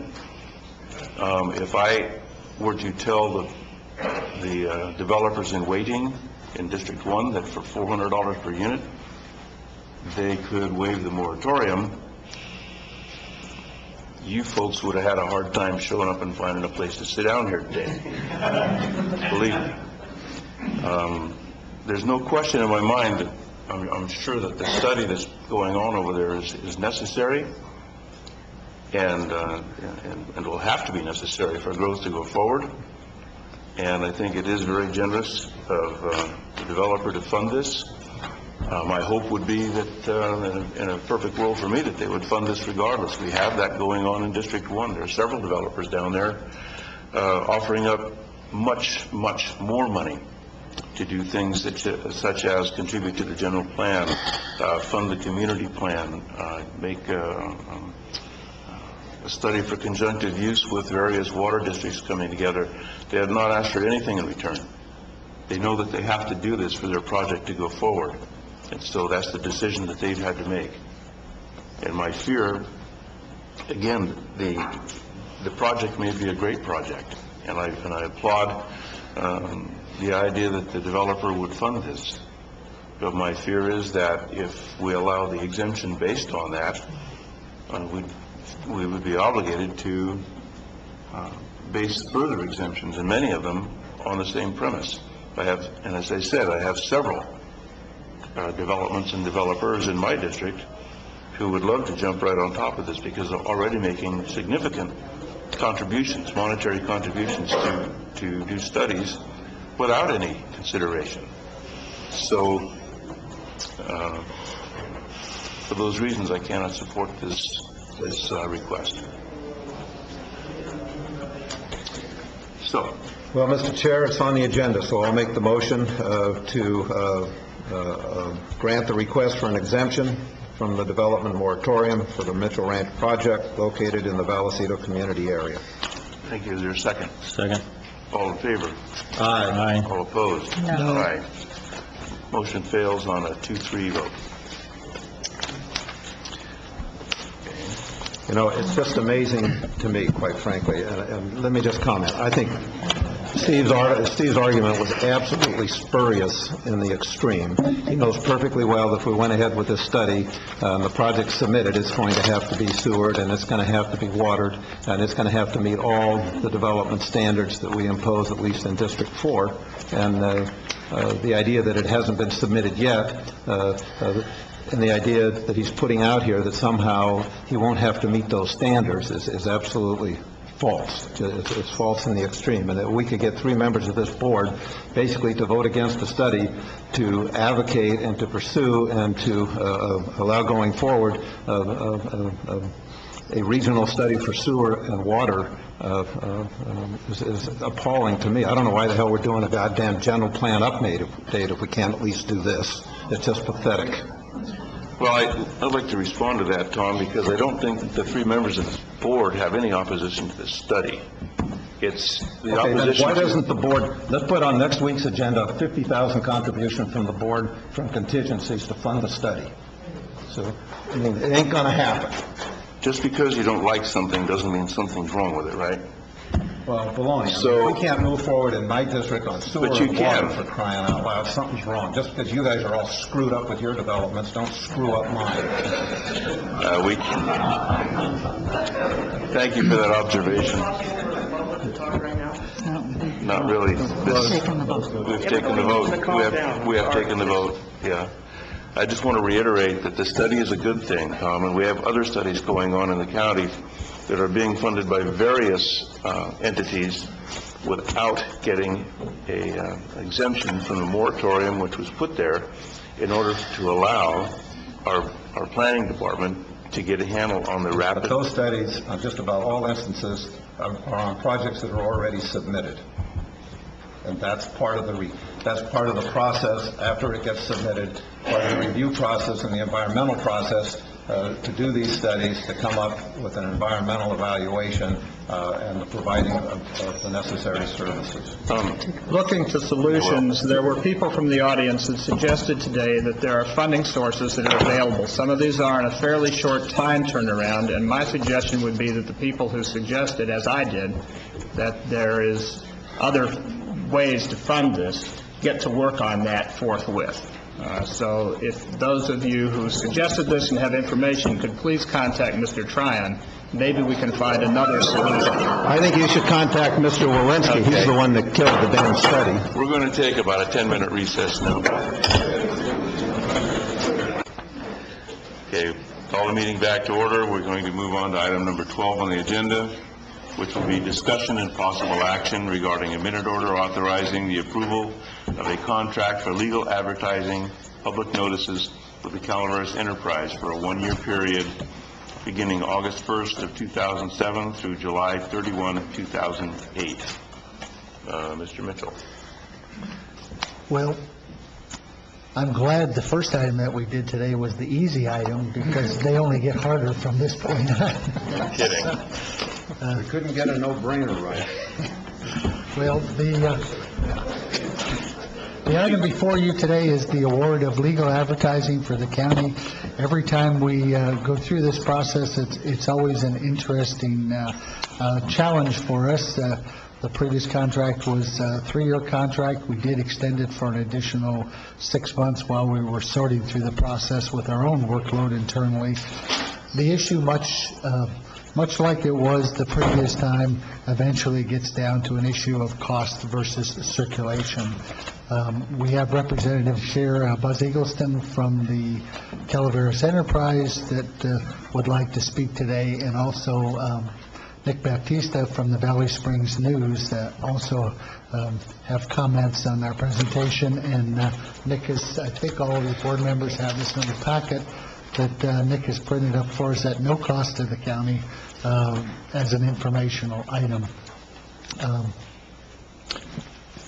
We're ready to take comments from both the board and from the two editors. We did originally bid this as a 3-year contract, but after evaluating some of what we thought were the challenges in the changing nature of the industry, the internet, some different ways we're going to be doing document management in the future, that a current project that our technology services department is working on, we thought we would recommend a 1-year contract while we sort out some of those issues. We've also had some contact from other agencies throughout the county that would have liked to have been included. This is a bid for county legal advertising only. We did not address advertising for other areas of the county that we do, such as our HR recruitments and so forth. So we thought perhaps we'd give the board the option with this 1 year to take a look at including some of our other local public agencies, and also look at advertising as a whole, if we should be bidding that. So today's subject is legal advertising. That is the one that is agendized, that we're talking about an award. So we're available to take comments from the board. Okay, is there any comments from the board before I open this up for public? If somebody from the public would like to speak to this issue?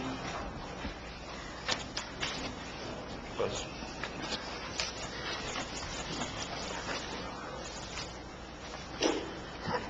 Buzz Eggleston. I'm with the Calaveras Enterprise.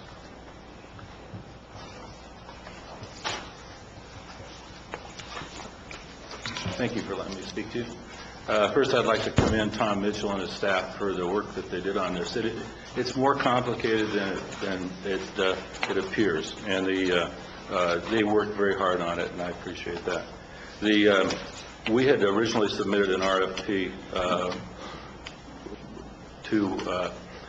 in response to a 3-year contract with the idea that the price would be fixed for those 3 years. As far back as I could go in our records, we've been charging $6.50 an inch, basically for legal ads from the county.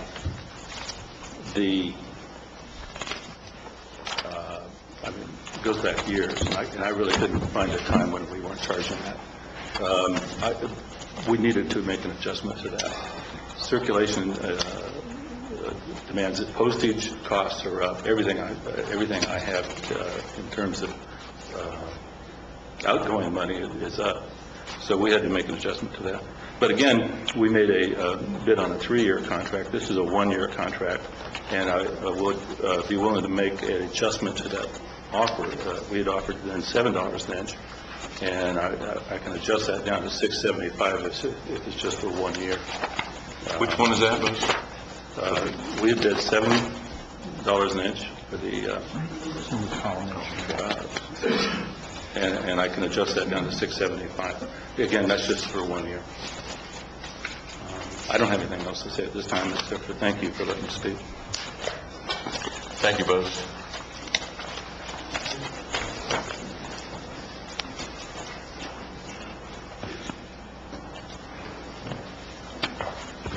Good morning. My name is Nick Baptista. I'm the co-owner of the Valley Springs News. I presented the board with a little handout that outlines how the Valley Springs News is the lowest bidder on the RFP, would save the county almost $20,000 a year. How would we do that? Well, if you look at the analysis prepared by the county administrator, the bid results came in. There are 3 samples that the county prepares for the newspapers to bid upon.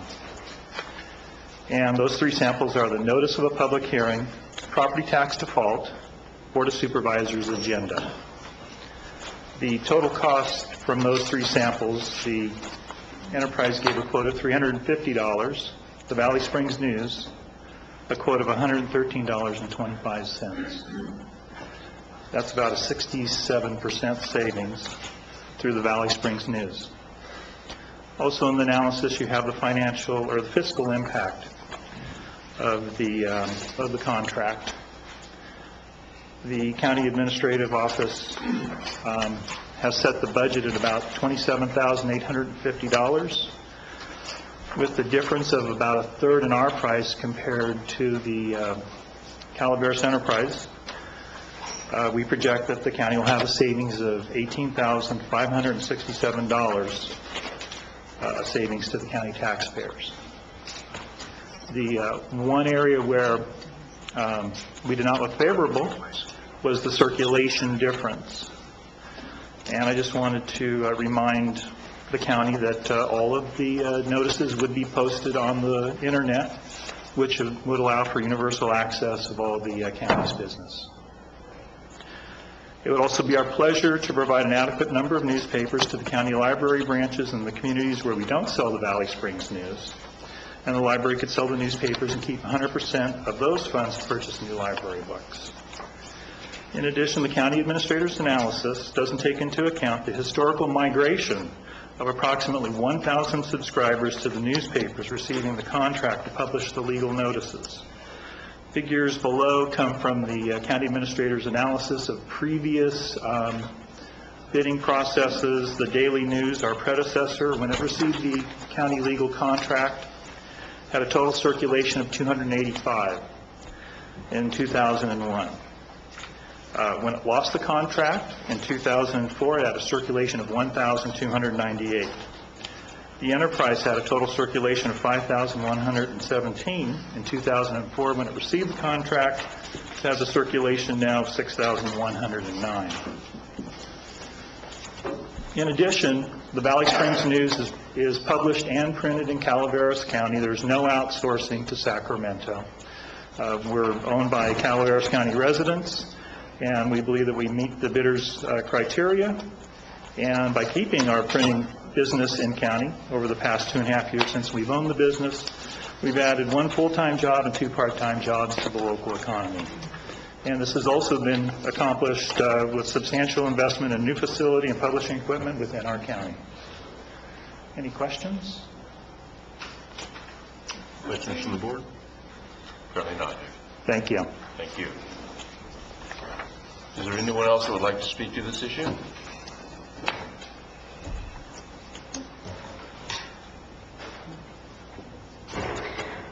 My name is Zara McDaniel. I'm not even really sure if this is the appropriate time, but if you let me know. It just occurred to me this might be an appropriate time to address the fact that when you want to go to get a document, a county document, let's say the regional transportation plan or whatever it might be, it's very difficult to get that. And I was wondering if it was possible to consider having an electronic disc distributed to those businesses that would be able to do printing. So you could go into those businesses. It may be the local newspapers. So you can get a copy of these things. I've tried to get them on the internet, but I have a dial-up and it's really takes days. So just for your consideration, in line with the printing issue. Thank you. Okay, thanks. Is there anyone else that wants to speak to this issue before I bring it back to the board? Very well. Are there board comments on this? Actually, Bill, before we go to the board, let me just clarify a couple of issues for you that Nick brought up. When you're calculating the price difference, you have to take into account how many times each of those items are published. It's not just a straight price difference, because, for instance, the Board of Supervisors agenda is published approximately 48 times a year. Property tax defaults are only, which is the most expensive difference, is only published a couple of times a year, and public notice of public hearings is on a different schedule. So it's not quite as simple as saying what the price difference is, because each one of the things that are components of the prices have a different scale of how many times they're published. The other comment on Nick's comments about the enterprise and the migration of 1,000 subscribers, according to my notes, the enterprise circulation prior to the last bid award was 6,085. They actually dipped down to 5,117 because of some publication issues in changing some processes. So they're now back in 2007, closer to where they were prior to the award of the last contract 3 years ago. I believe also that the Valley Springs News does publish the legal notices for no cost to the county, just as a public service. Thank you, Tom. So those documents are available. I have a question on this side. As you know, we're kind of a sprawling county with a lot of different kind of distribution sites for things, and I'm real interested whether there was, I can't see the information, but my district goes from Paloma all the way to Alpine County and all the way across to near Arnold and Murphy's, and we have right now maybe 8 or 9 sites that people can go to get the current paper. I'm interested in the competition. Are there pickup sites for those? And we only have a couple libraries, so that becomes problematic for District 2. I'm looking for how you see the relative distribution, and also whether these are the current subscriptions for both of these are spread geographically through all 5 districts, which is important for public notices. We did take a look at that.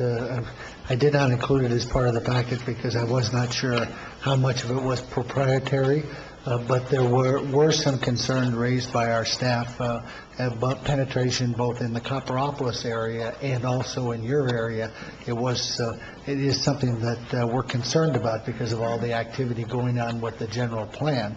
So we would like to encourage, as part of this process, that whoever the successful bidder is, to develop a strategy for a little better market penetration in both of those areas.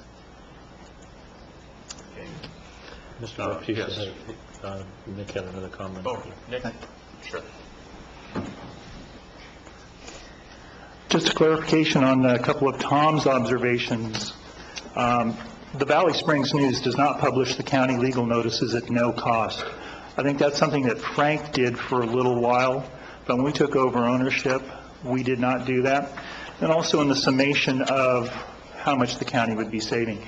I agree that that was a pretty quick summation, but if you look at all 3 of those particular bids, or those samples, they're all about the same, about 67% difference. So that's why I use that as a rule of thumb, and given that there was no other financial analysis in that depth, I thought that it should be presented to the board. Thank you. Thank you, Nick. Okay, now, any comments from the board?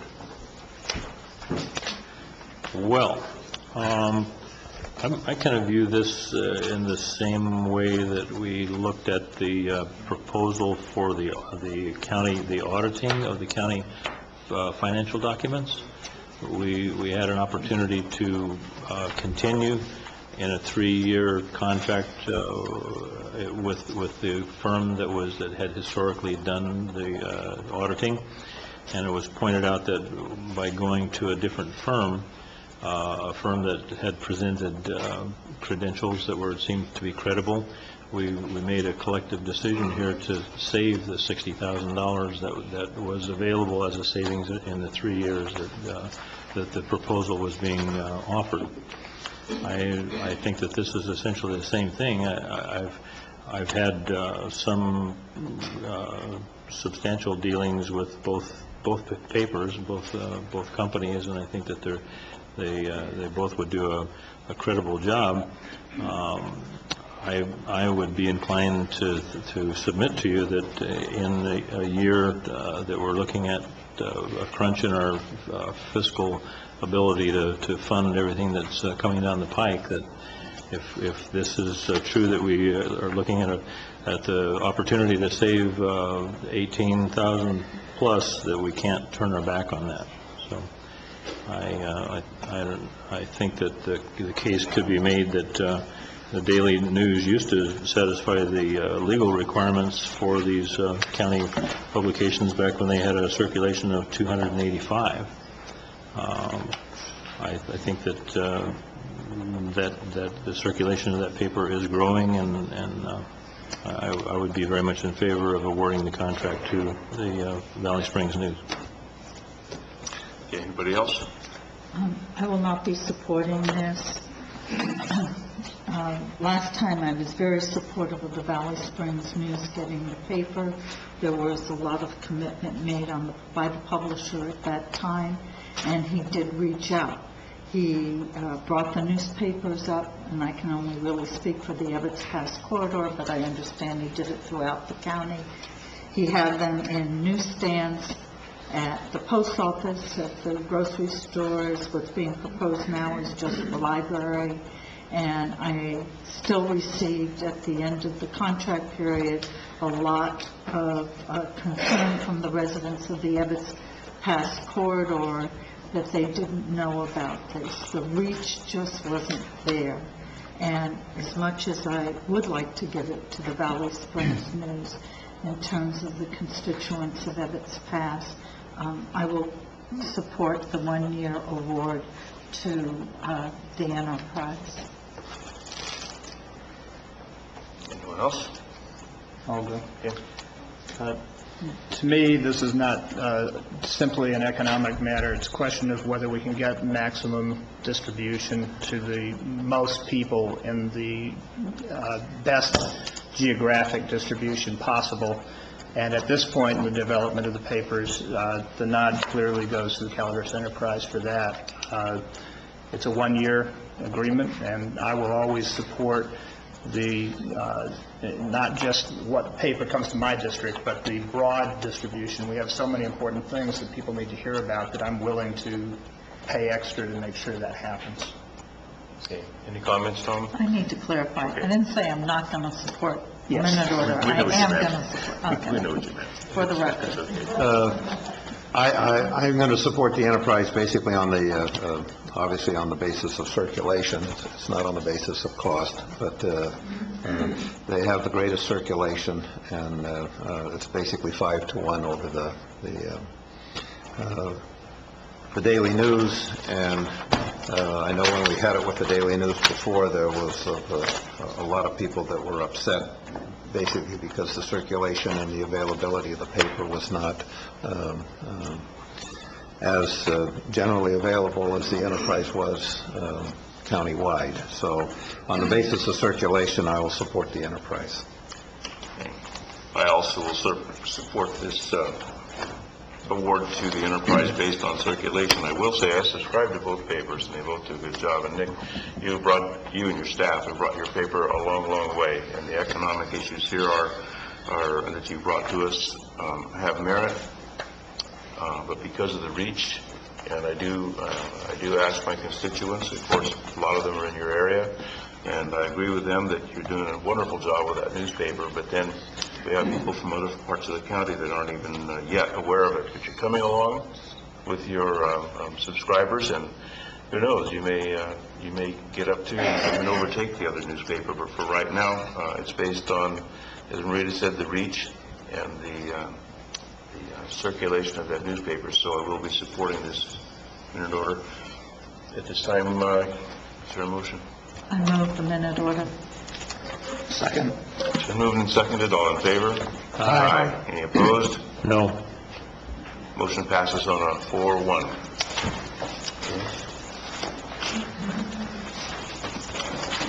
Moving along to whoever has my agenda.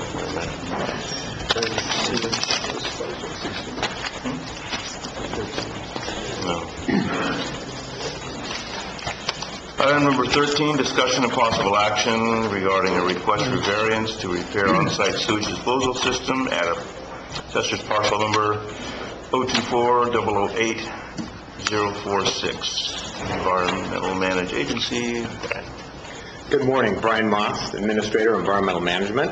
The item before you today is for a variance to repair an existing on-site sewage disposal system that is currently in a state of failure. The current code states that the Board of Supervisors must grant such variances from the standards of both our Title 13.12 and as well as the regulations. This will hopefully be fixed on the 7th, as I will be returning to the board with an urgency ordinance as of a modification to Chapter 13.12, wherein the department head will be able to look at a request for variance, grant a variance, and if that variance is denied, may appeal that to the board. However, that is not what the code says today. So at this time, I would say that environmental management, and I'm speaking for Stephanie's department as well, are in support of granting this variance so we can get the system repaired as soon as possible. Brian, could you please address the questions I sent you? Could you not get it? Like, where is this? I mean, it doesn't even, it gives an APM number, it doesn't give a location, it's an experimental system. We do different kinds of systems in the county, not just the standard system, particularly down in, I think, the Rancho Calaveras area. I couldn't understand if this was not experimental, then does that means it's not a variance? What are we approving? Because it's experimental or because of some other reason?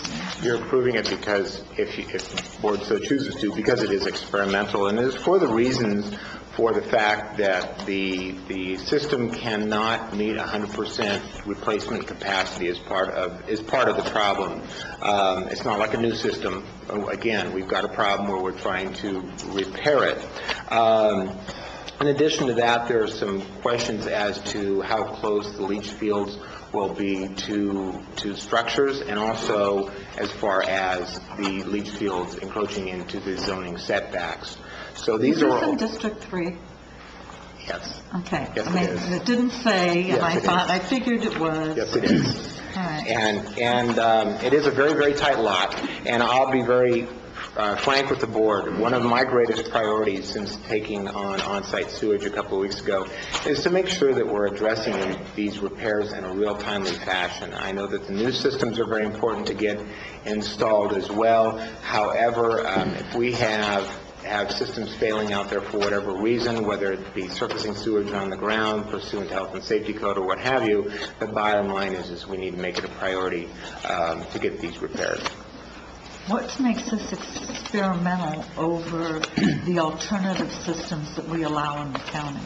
It makes it experimental in that it doesn't meet current code for, in this example, for length of linear feet for a leach field, setbacks to the structure, and also separately the zoning setbacks to the property line. So this is why it's considered experimental.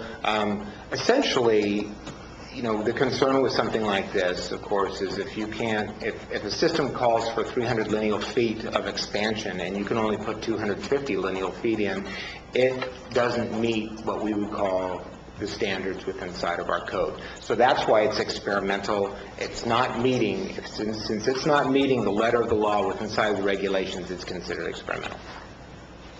But it had a system in there currently that's Correct. 250. That is correct.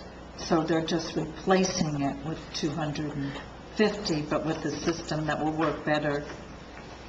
They're actually replacing it, and actually the consultant is here today, so he may be able to clarify it better than I.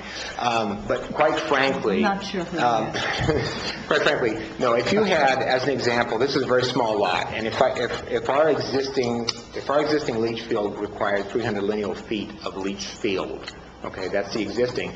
But in our expansion, we have to stay away from that existing system, and the lot is so small we can only get maybe 250 lineal feet in. Therefore, it's actually not as large as the existing septic system. So if we say no, that means they have to close off a bedroom? That would be something that... I doubt it. Yes. I mean, the system's I would rather not do that. I'd rather for repair the system. 25 years? Right. Somewhere in there, it's been in? Yes. Okay. I mean, I'm just saying that, I appreciate this, but we're doing a replacement system, Yes. 250 for 250, putting in a system that, it's either that or we're going to, condemn the house? I don't think so. And we're certainly not in the business of doing that. So. Okay. And hopefully these things won't be coming before the board at a later date, because this will be something that can be handled at the department head level. I think that's appropriate. I'd like to move this item unless my colleagues have any questions on it. I have a couple questions. It says specifically the proposed repair cannot physically meet the 4 times the height rule for a cut bank. The 10-foot setback from a building or structure, it doesn't meet the 10-foot setback from a building or structure, and cannot achieve maximum disposal field area. Variance for zoning setbacks are also an issue. It seems to me we got a lot of problems here. We do. This is sort of a worst case scenario. So a couple questions. When you say it doesn't meet the 10-foot setback from a building or structure, or the zoning setbacks, is this from the buildings on the parcel, or is this from neighbors' buildings? No, existing buildings on the parcel. Okay, so the neighbors aren't being impacted by this? Okay. Then secondly, if this fails, then what? And is there going to be some, given the experimental term you wish to use, and given the amount of variances associated with this, 2 questions. Number 1, what if this fails? And number 2, is there going to be any follow-up to check to make sure the system is operating correctly, as being it's on such a tight specifications? Okay, 2 things. I think the first, I'd answer your last question first, and that is, this is an engineered system, and I do know that the engineer has an obligation to watch over those systems. He's signing off on those systems. It's his registration that's at hand. So, will we physically be going out there? The answer to that would be likely not, unless requested by the public and or the board. If somebody complained, of course, we would certainly go out there. To answer your second question, that one is very difficult to answer, because already we're on a lot that was tight enough to put a standard initial system in. There was not enough room to really put in an expansion field, and so that's what we're left with. If that fails, then that goes back to the engineers board, and not the board of engineers, but the engineers that would be looking at it and saying, okay, this system didn't work, now what can we design? And is there something that we can design? So there's no real clear answer to that one, Tom, unfortunately, and it is indeed a concern. Okay. Any other questions? Yeah, Mr. Moss, when you design these systems, there is a reasonable expectation that they will last for a good long period of time, 15, 20 years or something. So I would imagine that if you are designing a system that has somewhat foreshortened disposal field, that it's not like it's on the verge of collapsing or failing next week. In my mind, it just seems like that it would be logical that it would just not last as long as 20 years that you would expect out of normal performance. Is that approximately accurate? I think that that's accurate, and I also think it's very accurate in saying, like all people who have a disposal field, whether it be engineered and or a standard system, it's a matter of how you treat that system.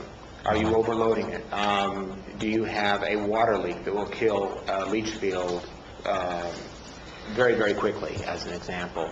How many people are in the house, and what are their habits? So, and then, of course, with engineered systems, how often are they cleaning out the Advantech system, if it's an Advantech system, as an example? So I think there's several factors there. Number one, how well do you take care of the system?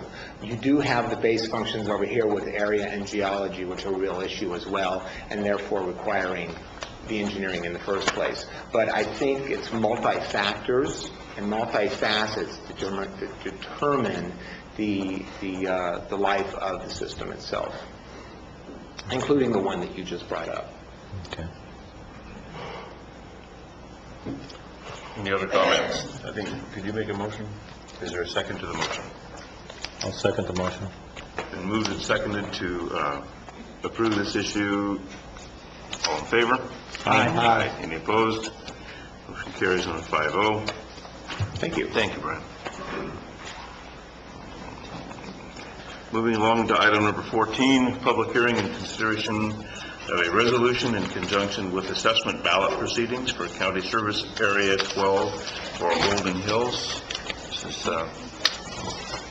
Public Works.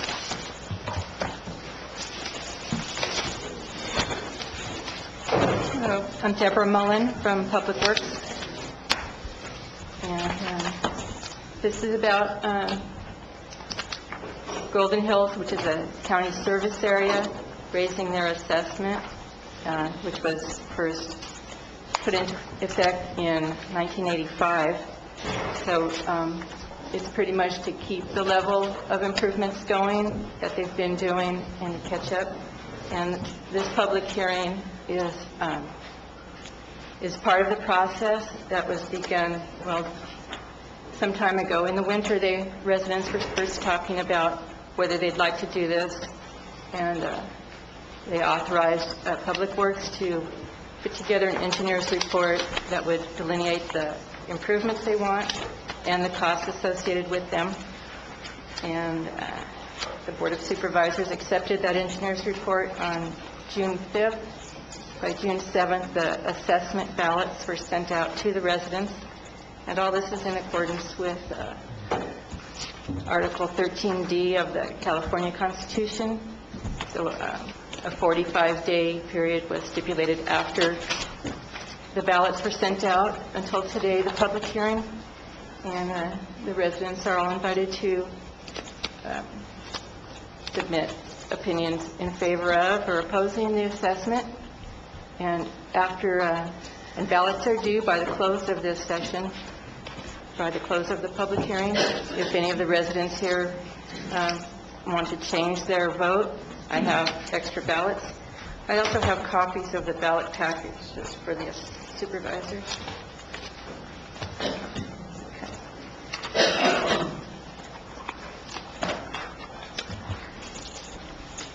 And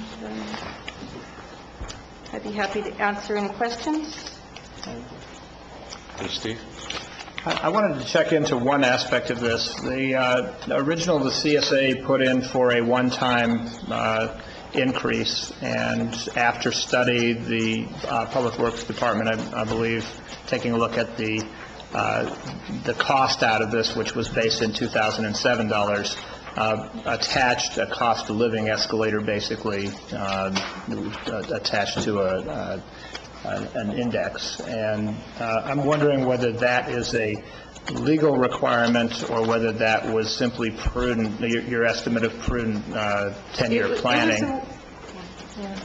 Well, it was a way to be able to create a 10-year plan not knowing what the costs are going to be 8, 9 years hence. And it's not, it was a way to achieve accuracy without having to go through the whole assessment process again within that time period. The residents are always welcome to do that at any time. The 10-year is just a way to spread out the costs, but in 2 years, 3 years, they can come back and do it again if they want to change the whole system. But it's expensive to do this, expensive for the residents because there's only 70 parcels and 3.8 miles of road, so as much of that money that they can use for roads instead of administration, that's to their advantage.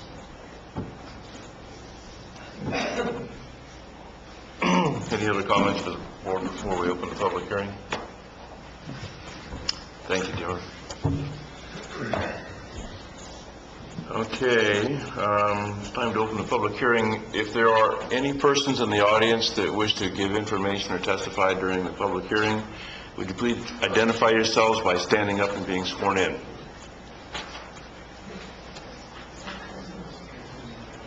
Well, that ought to make it simple. Oh, okay. Two? No. 14. 14. Sorry. Okay, seeing none, I guess it's time to close the public hearing and bring it back to the board for discussion and/or action. Any comments from the board or any motion from the board? Well, this being my district, I'll start it off. Okay. This is an association that has done a great job of maintaining the roads. That actually, unlike some other groups that have come before us, they have really monitored this over a long time, and you can see their main road is one of the best privately maintained roads in Calaveras County. This is an attempt by the road committee to see that through for the next 10 years and make some needed repairs.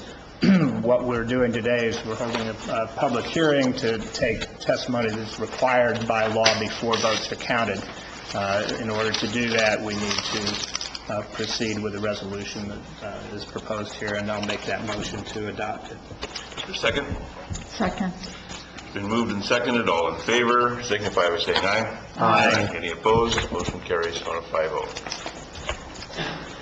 Now, moving on to item number 15. Item number 15 is a public hearing, possible board action regarding application 2003-114 zoning amendment, tentative subdivision tract map for Wallace Lake Estates number 2, John D. Brennan, LLC. This item is continued from 7/10/07.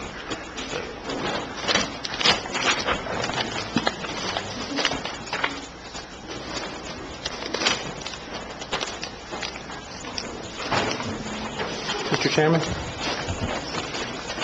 I just have a point of order I just want to ask. I note that we're currently working through the 9:30 agenda, and it's now 11:30, and I know you have an important closed session coming up, and you have an important workshop at 1:30. Yes. So I'm curious about, are you certain you want to proceed into the development agenda at this point, or whether you might want to go to closed session, finish your closed session, and prepare for, give people a chance to go to the workshop at 1:30?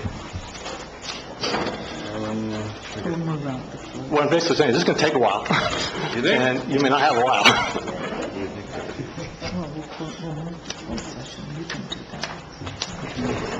We're going to, we'll probably move the closed session, Mr. Casino. So that'll give us 2 hours to deal with this.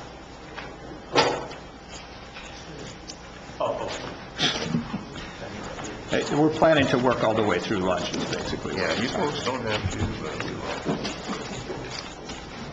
Okay. What are we getting here? Getting late stuff. This just in. Film of 11. Yes.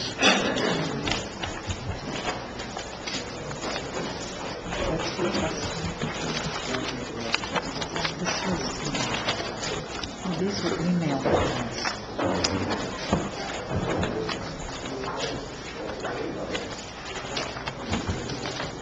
Madeline, do you have copies for both of them? Good morning. You ready, Stephanie? I think so. Mr. Zolman, you ready? Okay. We will proceed. Stephanie Moreno, Director of Community Development, and Robert Spellman, Planning Director.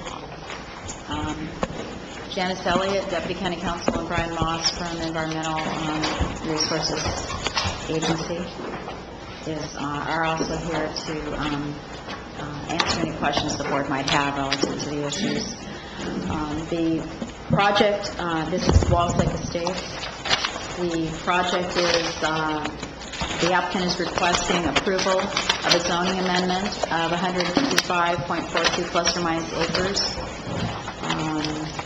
to allow for the creation of 124 single-family lots, a remainder parcel of 11.05, 4 common areas that include the lake, and 4 public service lots that include roads, well parcels, and a water treatment and tank lot.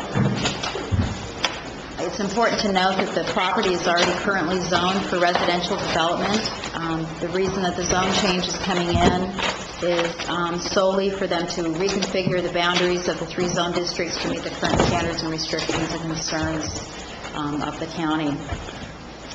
Essentially, they have the ability to develop the parcel down there. This is to reconfigure what that development is going to look like. The Planning Commission heard this item on May 17th, held a public hearing, took public comment. At the conclusion of the public hearing, the Planning Commission took the following action. They voted 3 to 1 to 0 to 1, which is one is an absence. To close the public hearing, approve the mitigated negative declaration with the conditions and findings and direction to staff, and bring it back to the June 7th, 2007 meeting. They tabled the item approving final traffic conditions, language, and findings. On June 7th, they opened the matter for commission consideration, presented revised conditions and mitigations and findings, and voted 4 to 0 to 1 to recommend that the Board of Supervisors grant a mitigated negative declaration based upon 1 finding, 1 mitigating measure. Voted 4 to 0 to 1 to authorize the chair to sign the resolution recommending that the board adopt an ordinance to approve the zoning amendment, and voted 4 to 0 to 1 to authorize the chair to sign the resolution recommending that the board adopt a resolution to approve the tentative subdivision tract map. The recommendation of staff is that you approve this project. We are recommending it based upon, we know that there's some water issues down in that area. You'll hear some testimony about that today. Staff's recommendation is predicated on the fact that the existing homeowners are having water issues down there. They're surviving on well water at this time through the Community Services District, and that this subdivision application will allow the Community Service District to make the necessary improvements to the infrastructure to provide better water supply to the existing homeowners as well as to the new project. Okay, that's it for now. Okay, this time we'll open the public hearing. Anybody wishing to speak to this matter today, would you please stand and identify yourself and be sworn in?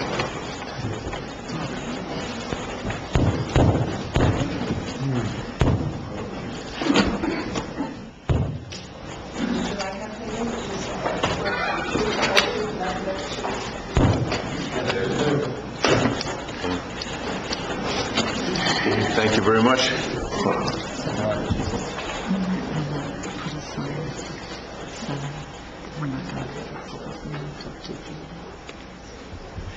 Take that one.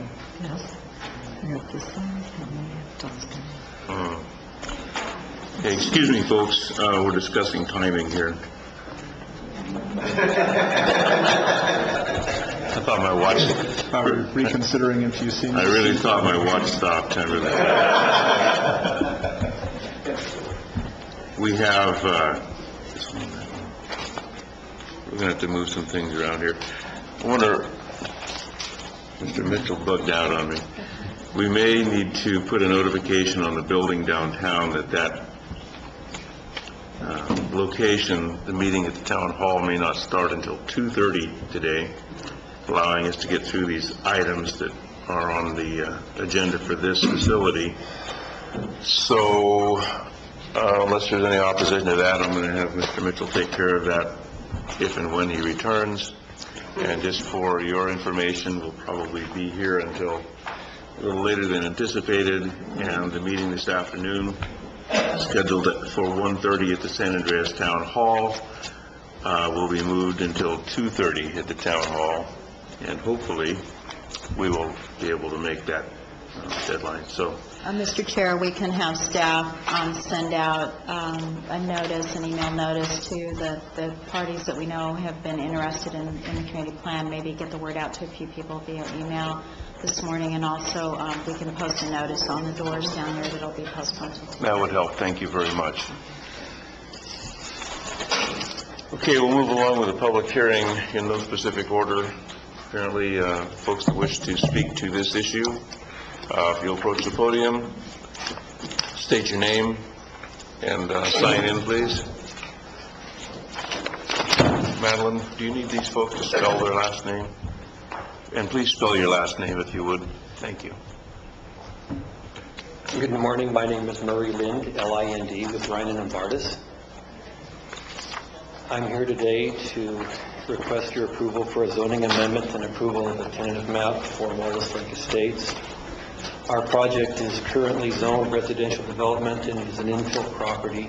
I put an exhibit behind the supervisors for their easy reference. Basically, the yellow outline is of our subdivision. That is the property we're requesting the zoning amendment for. I've outlined south of this 125 acres, which we're proposing to use as mitigation for various environmental issues.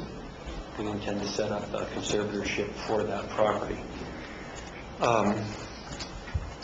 As I stated, we are an infill project. We are within the boundaries of the Wallace CSD, which has agreed to provide our project with sewer and water services.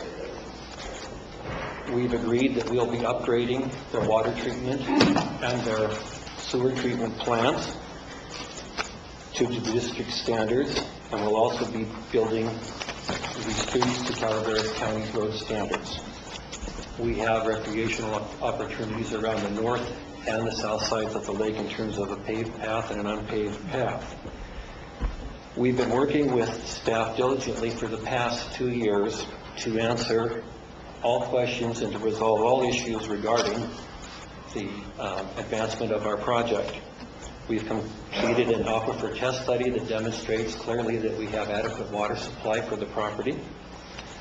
We have done a cumulative effects analysis. We've also prepared a oak tree mitigation and a wildlife mitigation plan, which are all part of your packages. The project started out at 186 units, and we've reduced that count to 124. It's 155 acres, of which we're going to be developing 75 acres and leave 80 acres of it untouched. The net result of that is we've reduced and avoided and minimized our impacts to less than 2/100ths of an acre to any environmental issues that would. That means that of 155 acres, we're impacting up less than 900 square feet. We brought with us our project team today that can answer questions relating to various things. Ken Loy is here with West Yolson Associates. He's a hydrologist. He's helped us prepare the aquifer test and compile and analyze its results. Eric Kopernak is here today with Rick Engineering, the civil engineering. They did all of the subdivision design work and the grading plan. Terry Strange is here this morning. He was one of our environmental consultants. He prepared the oak tree mitigation plan, a wildlife mitigation plan, and Terry also authored the cumulative effects analysis. Mr. Craig Sultanrich is here with us this morning. He's the environmental consultant with E-Corp. And we have Kristen Shinoni, our legal consultant, who's here to ask any questions or answer any questions regarding land use, CEQA, or planning issues. Tom Jeffries is also here. He's our project surveyor, and Tom has prepared the tentative map and has done all the survey data that supported the project. that's the introduction to our group. We're here to answer any questions, and unless you have any questions for me, I'll sit down and we'll try to use the extra hour that you've given us beneficially. Thank you. Right. Thank you very much. Mr. Chair, just for the record, there was a last-minute letter from Morgan Miller Blair on behalf of the applicants that we've made extra copies, and they're under the podium as people approach. They can grab copies. Okay. There's some last-minute information available, letters from, who are they from, Stephanie? Morgan Miller Blair on behalf of the applicants, the attorney for the applicants. Attorneys for the Relative to applicants. Can I ask a question on that? Was that a letter directly responding to the last communication from their Oak Foundation, I believe it was? Yes, it is. Okay.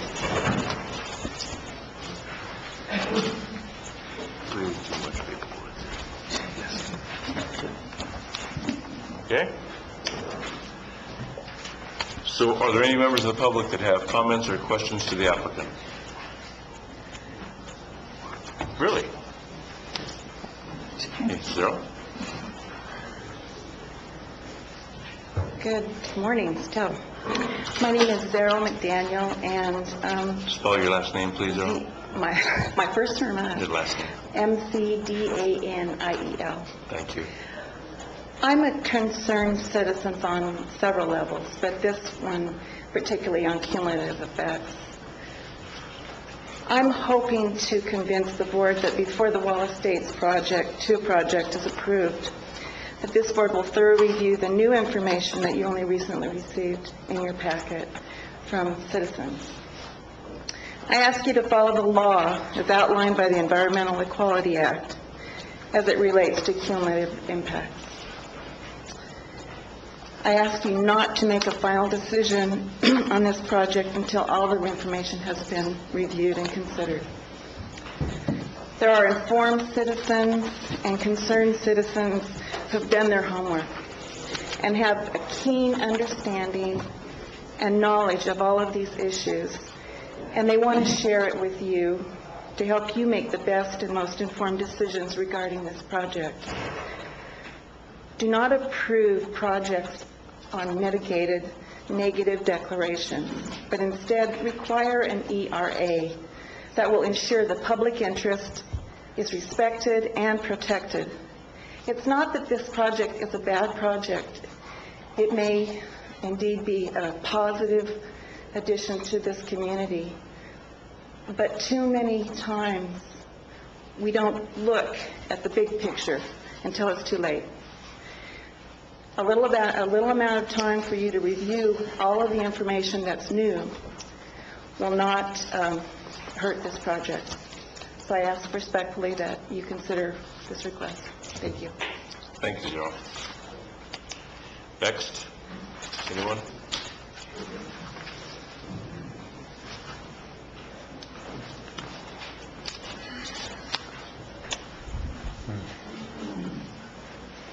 My name is Dave Anders. I'm the general manager of the Calaveras County Water District. It's ANDRES. Normally we don't comment because this is in another water district, but we do have some concerns because our district tends to be the supplier of last resort. You had a previous item before, the Vallecito area, where you approved a wastewater on septic systems, and we ended up having to take over that system because of its failure. So I'm not saying this is going to happen here, but I think there's some issues that need to be addressed as mitigation for this particular project to ensure that those things don't happen. First thing that I think your board, as a general policy, need to get a hold of, including in the general plan, and our agency is working with you on a water element of the general plan, is whether you will approve projects with groundwater supply to begin with. We have a large surface water supply here in our county. We are attempting to do regional studies in the West County area to try to address surface water supplies to all of our residents in that area. And as more people become on groundwater, the less likelihood that it'll be financially feasible to move to surface water supplies. So I think as a general policy, you need to address that, possibly not today, but that needs to be taken into consideration. Specifically to this plan, I think that we need to look at a groundwater monitoring program should be established as a condition of this development. That is that a specific plan be brought forth, that it be reviewed by technical experts, and that it be funded on an annual basis for ongoing monitoring. Minimally, that would include, we've currently worked with the Wallace Community Services District in terms of putting some monitoring equipment in existing wells. Those wells probably need to, that program needs to be expanded. There needs to be data collection paid for, and annual or at least annual reports that generate in respect to what's happening in the groundwater in that particular area. A funding component needs to be addressed as part of the mitigation measure. That is, as these programs are developed, there's going to be an annual cost to that, and there needs to be an assessment or some other form of financial charge on property owners to pay for this ongoing monitoring, because this is going to be a long-term project, and it needs to be monitored over a long period of time. Lastly, as part of the study that we're currently doing in regionalization in that area, I guess I'm concerned that the current developer is not participating in that study for cost. I think your board should consider that some type of assessment be considered for surface water supplies to be brought to that area, if nothing else, as a backup, because the development program that's going on in that area includes a lot of different subdivisions that may take place in the future. We also have a number of single parcels that are already in that particular area that have dry wells that they're hauling water from our treatment plant to. So there are concerns in that area overall for groundwater supply. We need to address those, today as well as into the future, and there needs to be a mechanism if this project's approved to fund that over that long period of time. Thank you. Thank you. Can I ask a question? I'm in possession of two documents that I think come from your agency. One is the Calaveras County Water Agency Urban Water Management Plan, and secondly, the Groundwater Management Plan for the Comanche Valley Springs area. Contained in these appear to be information that has some discrepancy with other assessments of availability and also different measures of how we calculate. One does peak hours, one does an average for the year, or peak times. One results in an estimate of a certain gallons per household, and the other does something completely different and quite drastically, with very drastically different conclusions. Can you explain the discrepancies between your findings and the findings of the other hydrologists that's weighed in on it? Well, I don't know if I can actually explain that, but different assumptions are made in respect to there's different ways that you can calculate water, what water is needed in a particular area. That type of analysis takes into consideration a number of things: pipe sizes, storage facilities, particularly because, for example, we're a surface water supplier. We have different requirements because we have to run that through a certain size treatment plant. We need certain storage in our systems to reach our peak day demands. So we currently design for a 1,500 gallon per day peak demand in our system. Now, groundwater suppliers have different requirements. Their storage is in the ground. As long as they have sufficient piping to provide the water during their peak times and storage to address things like fire flows and peak demand, those things are accounted for a little bit differently in that type of analysis. But I guess the bottom line is neither one of those demand factors necessarily address how much water is in the ground. It just tells you during a peak day during the summer how much water you need to deliver to your customers. And that varies wildly in the county. Our experience since we work throughout the county is that obviously in the upper high country, demand is less than 1,000 gallons per day during peak. It's in excess of 1,500 gallons a day in certain areas in our service area now. But I don't think you want to confuse that with the fact that on an average basis, if you're looking at supply, how much can you get out of the ground? The 500 gallons per day on average will equate to how much water you actually pump out of the ground in terms of a supply. It's just dealing with the peaks, and that's more of an engineering issue rather than a hydrology issue or water supply issue. So that's sort of how that's addressed. But I think, that's an issue that needs, there could be some clarification as to how that gets developed, throughout the studies. And I'd let the hydrologist, sort of explain that. Thank you. David, before you leave, a couple questions here. Some of the things you said are what my concerns are here. I mean, we have water rights. We're not using them. We're in jeopardy of losing them, surface water rights.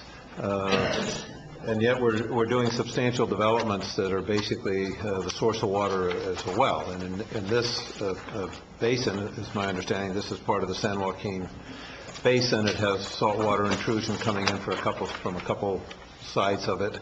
It's a depleting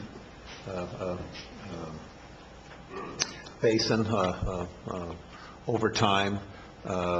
It includes, Calaveras County, San Joaquin, and other jurisdictions, so you can't just say we want a conjunctive use project and put our surface water in there and then just have it be pumped out by San Joaquin or some other jurisdiction. You have no way of controlling anything. I'm concerned that we're proceeding, and this sort of ties into my earlier comments, that we're proceeding basically with our source of water being wells. And, we haven't had a dry year in a long time, or a drought period, where we go 6, 7, 10, 12 years of significant drought kind of conditions. And I'm very concerned as to where we're going here. And if we don't do surface water and treatment plants now, then when are we going to do it? I mean, this is the time if we have substantial developments, we need hookups, we need to pay for this, then it almost gets to be after the fact. The horse is out of the barn, who's to pay for it now? Other people have wells and they don't want to hook up. And where do we go with it? Tied into that is the same as our earlier comments, which are, what are we doing with the sewer? I mean, the Wallace Community Services District is not, a particularly financially sound district. We get emails all the time now about wells going dry because the Trinitas golf course is pumping, but, that's where we should be putting our treated water. I mean, it seems to me that we haven't sort of thought through for lack of a better term, a master plan or an overall solution for the area, and we're just piecemealing it, and we're allowing substantial components of development to take place that we need as the pieces to make an overall solution work. And it seems to me the horses just continually get out of the barn on us here, and at some point, there aren't going to be any horses left in the barn to pay for anything, because we're going to be locked into a deficient system. And then when the wells do fail because of lack of water or lack of potability or quality of the water, then it's just like you say, they're going to run to you and say, well, my God, or just like a road runs to the county. I mean, you created the lots, county. You issued the building permits, county. My God, county, you owe us water. Well, where are we going to get water? I mean, I don't understand at all why we're not coming up with an overall solution for the housing situation down there. And we continue with what I would refer to as a lot of sort of rural sprawl, which is the 5 and 10 acre parcels. And then we get some that have concentration like this project, which I think are very good, but we're not getting the infrastructure right, in my opinion. And I'm very concerned about it seems to me one of the conditions of the approval, quite frankly, should be is that CCWD takes over the sewer and the water for the Wallace Community Services District, because we're going to just lock ourselves into a very small, inefficient, undercapitalized system down there that's sort of an island unto itself. So I'm very concerned as to kind of where we're going with our infrastructure. Well, we equally share that concern. The issue that we see is that a monitoring program needs to be in place minimally to make sure that the groundwater isn't overtaxed, at least to give us as development takes place in the West County area, we can determine what adjustments need to be made. Another thing that I'm not sure was done on this project, but a water supply assessment is typically part of the environmental impact report or the negative deck that the water agency has to provide because of the size of the development. So I haven't seen one. I'm not saying that it hasn't been done, but that's currently required under SB 610 and SB 212. So that typically addresses both the short-term and the long-term cumulative impacts of the water supply for that particular serving agency. So I'm concerned that, that's why we initiated a study down in that area to try to determine what the best solutions are. We do have a small project that we're talking with East Bay Mud and Amador Water Agency on, is to try to get some water out of Comanche, but we would still need wells or some other source of water as a backup to that, because water coming from the aqueduct, the East Bay Municipal Utility District's aqueduct, does go offline periodically, so there needs to be some backup system there. But that's all part of the overall study that we're currently undertaking. And I guess, again, I'll reiterate my concern that the current developer has not participated in that study financially to help out the Wallace Service District in making that part of the overall study. Other developers have stepped to the plate in respect to helping fund that study. Well, in your opinion, what do you feel that this project that's before us today is appropriately conditioned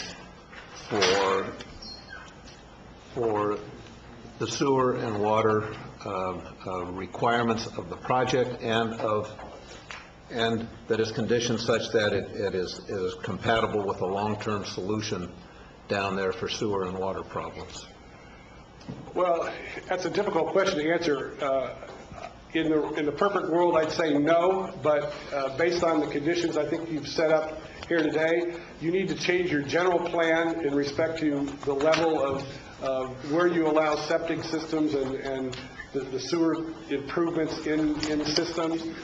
You also need to, I think that's sort of a separate issue that's more of a legal issue rather than an issue of, if everything was in a perfect world, yeah, we'd have top-notch water and sewer supply. We'd have redundant sources of water for all the projects throughout our service area, but that's not going to happen. I think, the issue I see here, if there's a financial plan that includes a monitoring program that continues on, I think that's adequate to address the water supply issue. The other areas, the sewer and that type of stuff, is very expensive to solve those particular problems, and I'm not real familiar with what's being currently provided by the Wallace CSD in respect to those sewer services, but our regional study, again, was going to look at that, have that information, at least to see what options we might have long-term in trying to regionalize some of these services, provide backup and redundancy in the various systems, both in Valley Springs PUD service area and Wallace CSD area. But, again, I think you have to look at your overall policies and plans, and this project is coming before. I think you've had a chance to look at your general plan and really address those hard issues of where you establish, the cutoffs for various types of water and sewer services. But, we're committed to working with the county planning staff on those things and developing those types of standards for your general plan as you move forward with it. Well, you can monitor the wells, and that's fine. But when your monitor says we're having problems with the wells, then what's the solution? Well, you could put in a phasing plan on the development or future developments.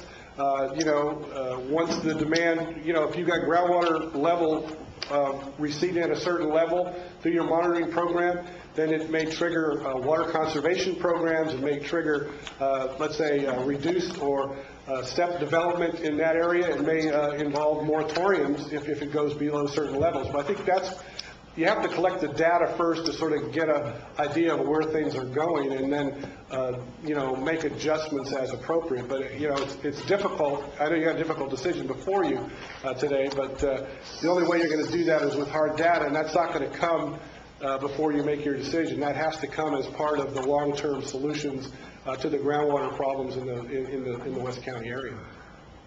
Well, it seems to me the solution to the groundwater problems in the West County area, or any area, is basically surface water, and to have it come from an appropriated water right, where we have a right to the water, and that doesn't mean, I guess, the Macomb can't dry up if you have severe enough drought, but then you could look to wells as a secondary source. But you're looking at the wells as a primary source. I have a very difficult time with that.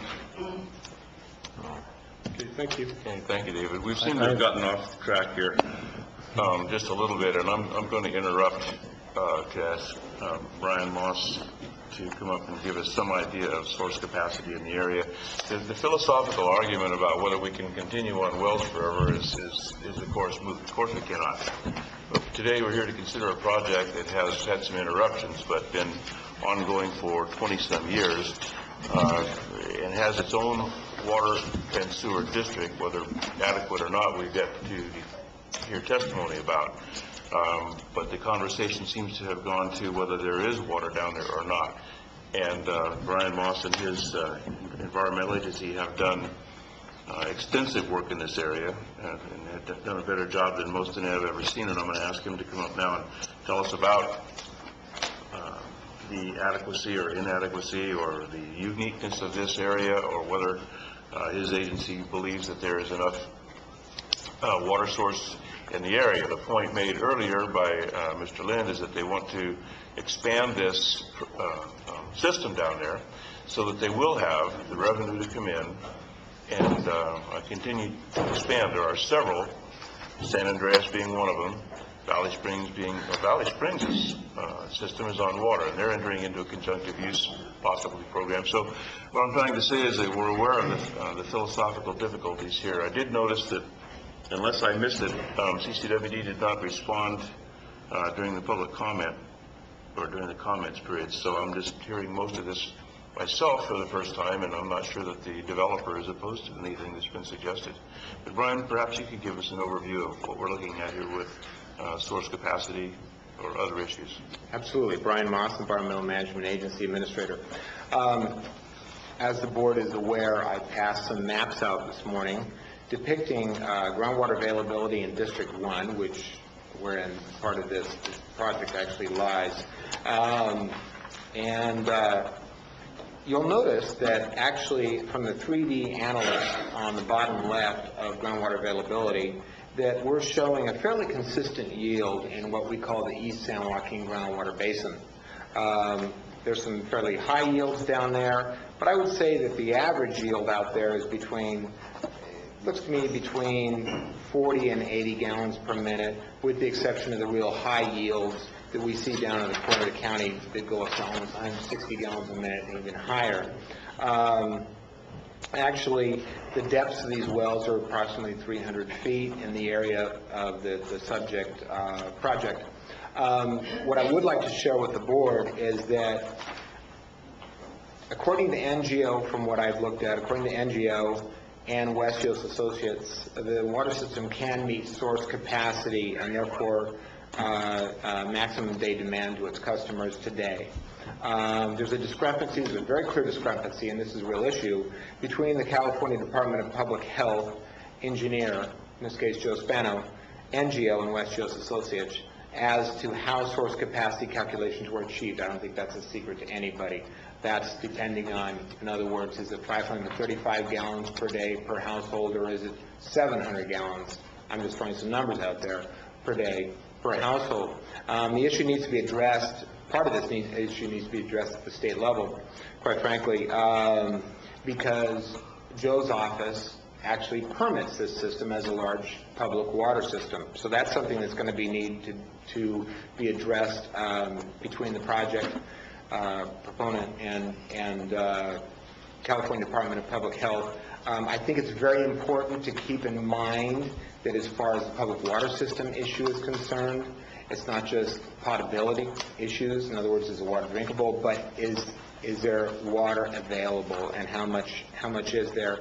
And this actually goes to federal, congressional, state Drinking Water Act issues and state Drinking Water Act issues as well. Bottom line, as I see it today, source capacity is there. The question is, what does the future hold? We do know that the groundwater basin is in a state of overdraft. That's not a secret. That's pursuant to Bulletin 118, Department of Water Resources. So we know that the basin itself is actually dropping.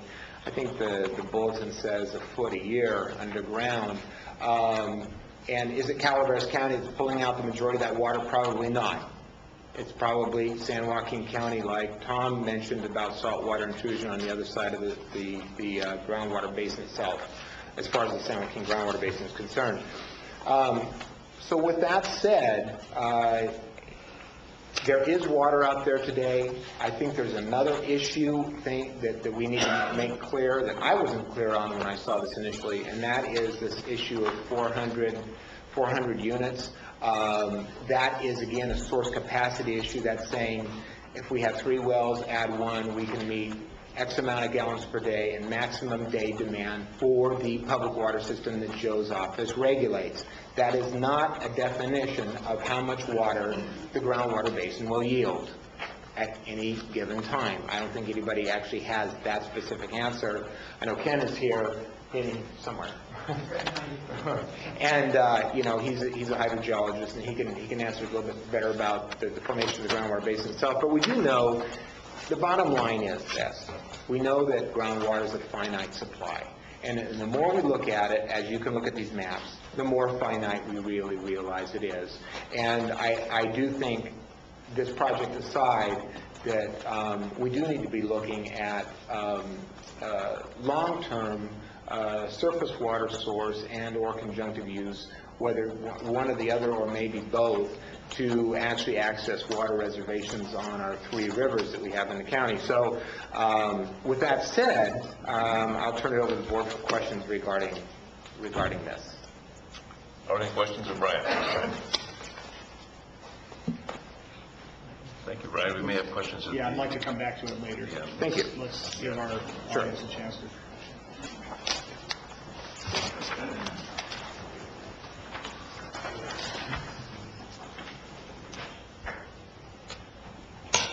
Good morning. My name is Tom Hofstra, Hofstra. I'm a biologist with the Central Sierra Environmental Resource Center. Throughout the environmental review process for the Wallace Lakes Estates Unit 2 project, CSERC has repeatedly asked that the county require adequate protection for special status species, including the federally threatened California tiger salamander, known to occur in the Wallace area. Information provided by the project proponent and the county has indicated that the Wallace Lakes project site has no suitable California tiger salamander habitat or salamanders. In fact, on May 17th, the Planning Commission recommended approval based on the information such as that. In recent letters and phone conversations with the U.S. Fish and Wildlife Service, it has come to our attention that the California tiger salamander does in fact occur on the site. They were apparently discovered in 2 locations within the project site last winter. And I'm going to read an excerpt from a letter from the Fish and Wildlife Service to Bob Selman on this very subject, dated June 21st, 2007. And in this letter, the Fish and Wildlife Service has indicated that they have serious concerns about the impact to the California tiger salamander and other species from the Wallace Lakes project as proposed. So let me quote real quick here. The service is concerned about the effects of several projects, as well as other development projects that may be under review by the county on federally listed species in the county, including cumulative impacts to federally listed species. The proposed Crestview Estates projects and Wallace Lake Estates projects are both located in suitable habitat for the California tiger salamander, and this species has been documented on both project sites. In addition, vernal pool fairy shrimp have been documented on the proposed Wallace Lakes Estates project site. Both of these proposed project sites also contain suitable habitat for the California red-legged frog. The service is concerned that the development of these projects as proposed, and remember, this is after the June 17th Planning Commission meeting, or May 17th Planning Commission meeting, will result in a substantial loss of habitat for the California tiger salamander and also result in fragmentation of habitat for this species, which may affect the viability of California tiger salamander occurrences in Calaveras County. The Wallace Lake Estates project has proposed the construction of homes adjacent to ponds that are used for breeding by the California tiger salamander. In addition, the open space areas proposed by the Wallace Lake Estates project applicant on the project site are not viable for the long-term sustainability of the California tiger salamander populations in this area due to the fragmentation of open space areas on the proposed project site and the proximity to the proposed developed areas. In addition, the area proposed for open space by the Wallace Lake Estates project applicant may not be contiguous with the open space proposed by the project applicant for the Crestview Estates project, which will result in further loss and degradation of California tiger salamander habitat in the area. The service is also aware of other proposed projects that may be under county review in the vicinity that may result in adverse effects to the California tiger salamander. We strongly believe that this evidence meets the test for the requirement of an EIR. We ask that you require an EIR for this project, including a California tiger salamander sustainability plan for the Wallace area in general, including Wallace Lake Estates and Crestview, among others. This plan should coordinate mitigation measures for all proposed projects in the area, including Crestview Estates. This project has provided some limited analysis of cumulative impacts in the immediate vicinity of Wallace. However, the project proponents and the county have once again failed to consider or quantify the area's cumulative loss of oak woodland, ag land, open space, and wildlife habitat. We ask that a sincere and realistic cumulative impacts analysis be included in the EIR. Thank you very much.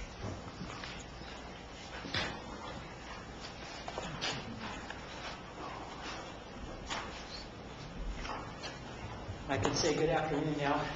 I'm Ken Lloyd with West Oaks Associates, speaking on behalf of Raymond and Burtis. Brian, can I borrow your map? Information by section. That's the information by section.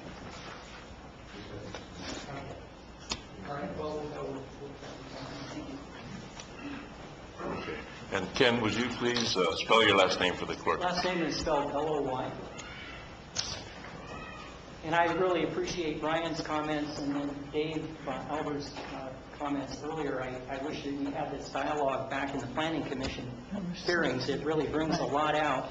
And I think, speaking on behalf of everyone that's involved with our project, we'd like to design the best project that we can. We'd like to make this work for the long term. So with that said, let me go back to the beginning and talk just a little bit about the project, and then I'd like to follow up on some of the things that Brian and Dave said. First of all, the Community Service District is an existing permitted system. It has a Department of Health Services permit for the potable water supply, and it has a waste discharge requirements order with the Regional Water Quality Control Board for the existing wastewater treatment plant. There's an existing will serve agreement between the project proponent and the Community Service District, and that agreement addresses improvements to the existing system to ensure that both of those systems comply with all conditions of the DHS and the Regional Water Quality Control Board permits. That's very important. Any deficiencies are going to get fixed as part of this will serve agreement. And then moving forward, my firm is doing water and wastewater master planning studies that will support the improvements as they're required to meet the development as it goes forward. Now, there are going to be some milestones that would apply to both the water distribution system, the water supply and distribution system and treatment. There's wellhead treatment out there. And then there are also milestones that would apply to the wastewater treatment plant, both in terms of its hydraulic capacity and then also with its ability to meet the effluent discharge limitations under the permit. And these are very typical kinds of things that have to be addressed on a project, but they're engineering challenges that are being addressed by our master planning studies. Now, just another comment about the project. Our particular project is 124 residential units, and Murray explained that the number of units has been reduced as the project has been developed. The concept has been developed. The number of units has been reduced to minimize the footprint as much as possible. Now, with that said, we've done our planning for wastewater and water supply based on 400 equivalent dwelling units. So there's even, we're looking not exactly at cumulative impacts over the whole region, but at least in terms of what's in the sphere of influence for Wallace Community Service District, it's looking at it in total.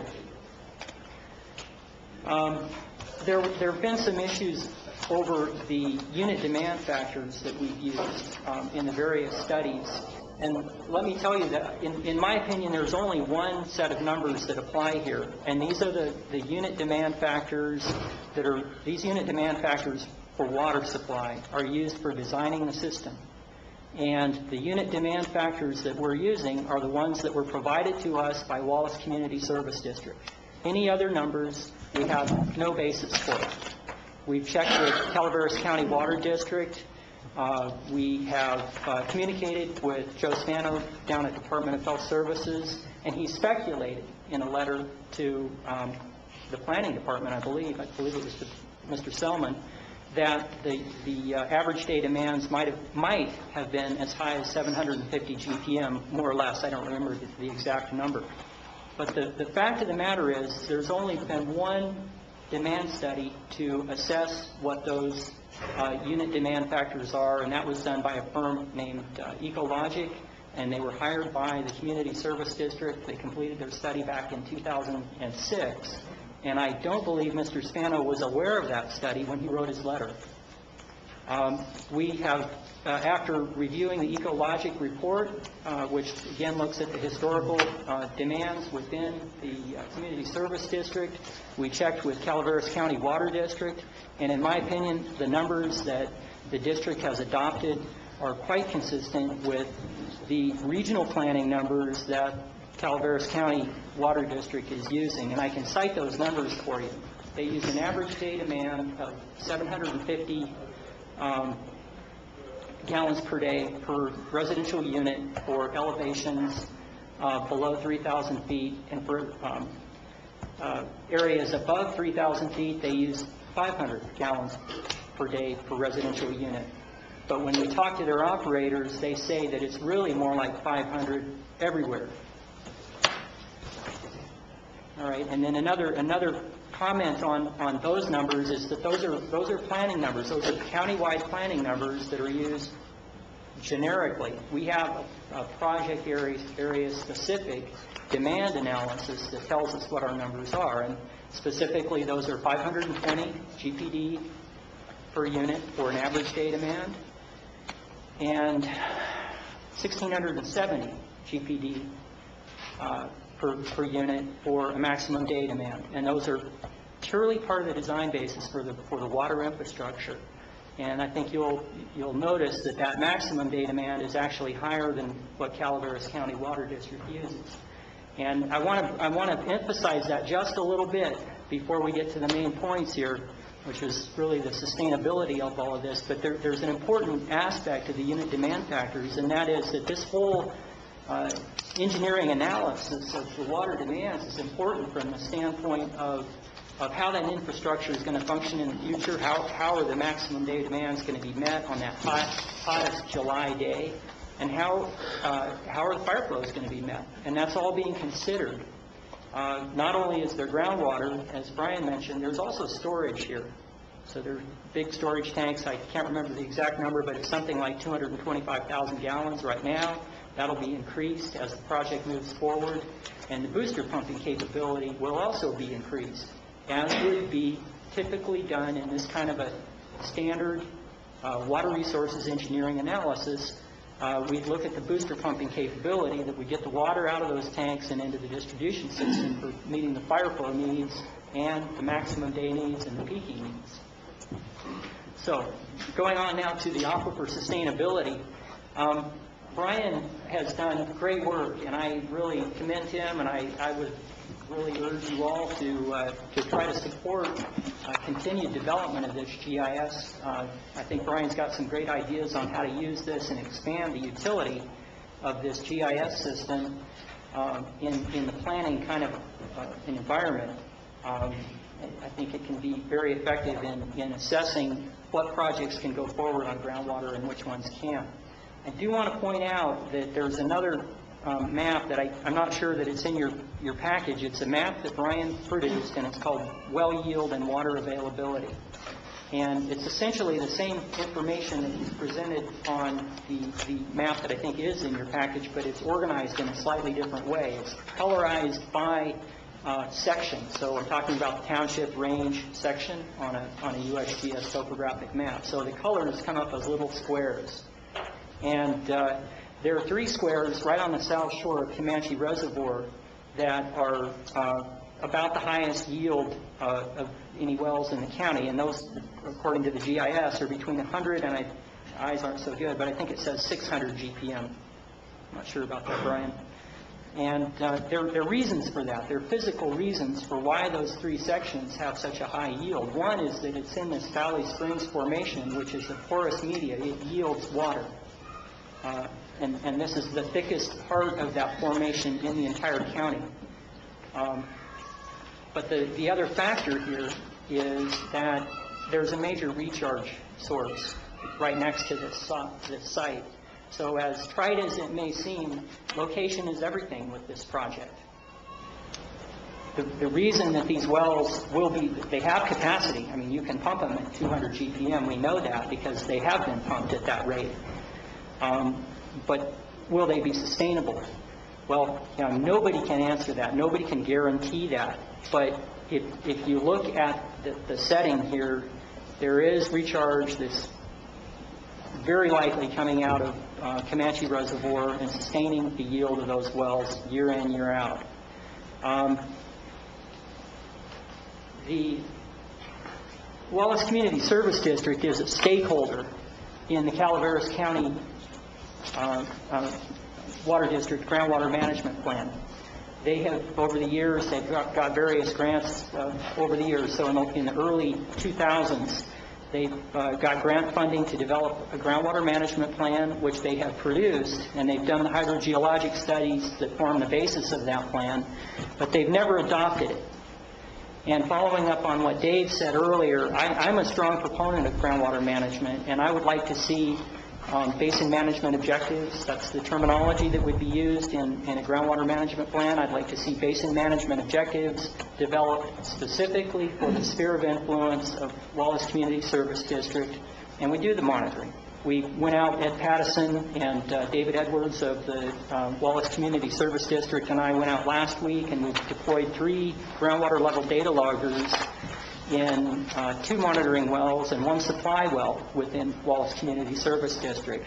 So we've begun that monitoring, and I think I can speak on behalf of Raina Novartis here and say that we would be happy to continue that monitoring. It's in our interest to do that.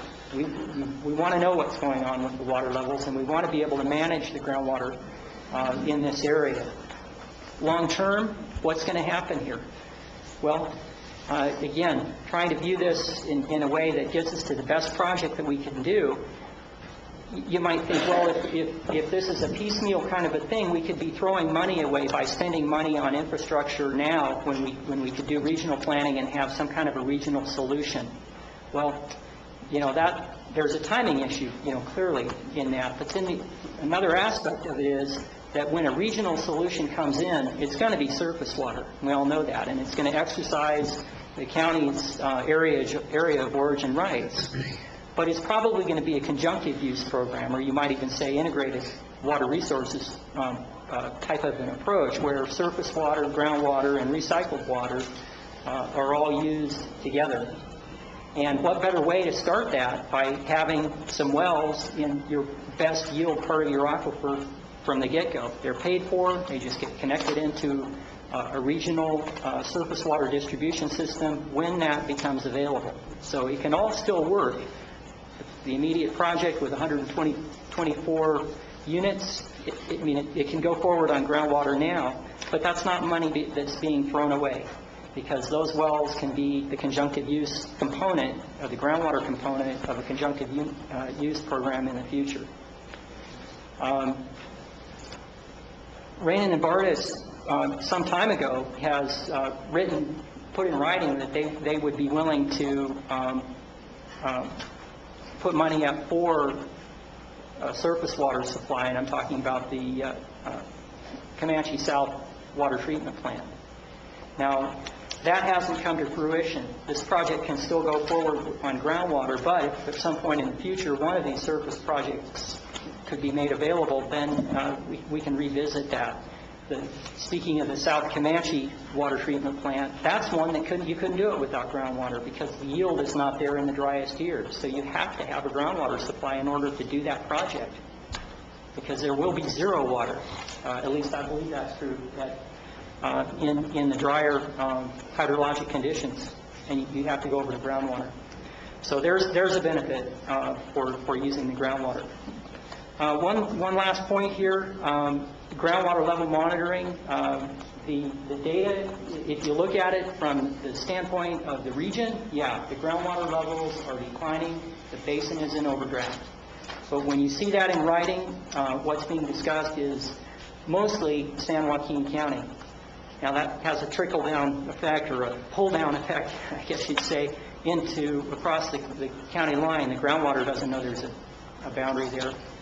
But when we look at the groundwater levels right in our area, there's data in the Calaveras County Water District's hydrogeologic study that shows that the groundwater elevations in spring 2003 were about at an elevation of 150 feet above sea level.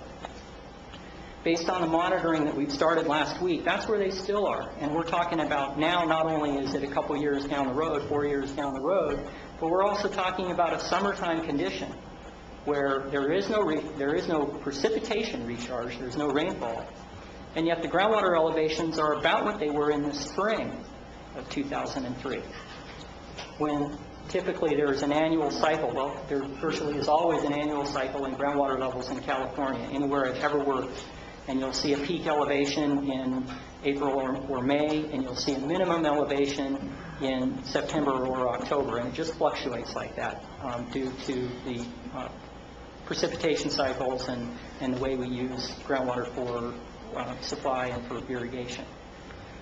So with that said, I urge you to approve this project on groundwater, and I do believe that it is sustainable on groundwater as planned. Thank you. Thank you again. Just a comment, the map that Ken was referring to is on county internet.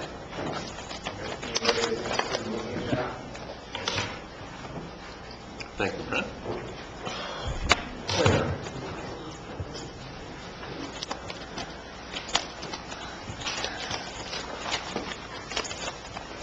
My name is Gary Gio, G-H-I-O. I'm with Weber Gio and Associates, and I'm the district engineer for Wallace Community Service District, as well as apparently most of the other agencies you've been talking about this morning. Ken did an excellent job. He saved me having to reiterate everything he just said. We have reviewed all these studies and are in full conformance with what basically Ken said up here. One of the main points I wanted to make was we don't want to lose sight of the big picture here. This phase of this development is the second phase of the project that was originally approved. It was already approved basically as a 400-unit subdivision way back when, where phase one was 200 units. It was approved using groundwater at that time, and this phase is essentially required to make this district whole.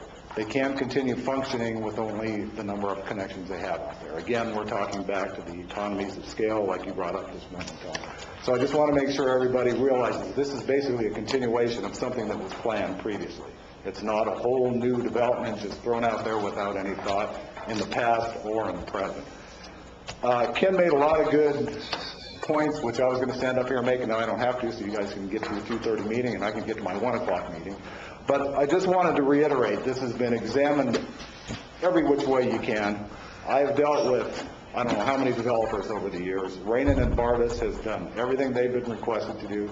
They have done study after study after study at their expense, not at the district's expense.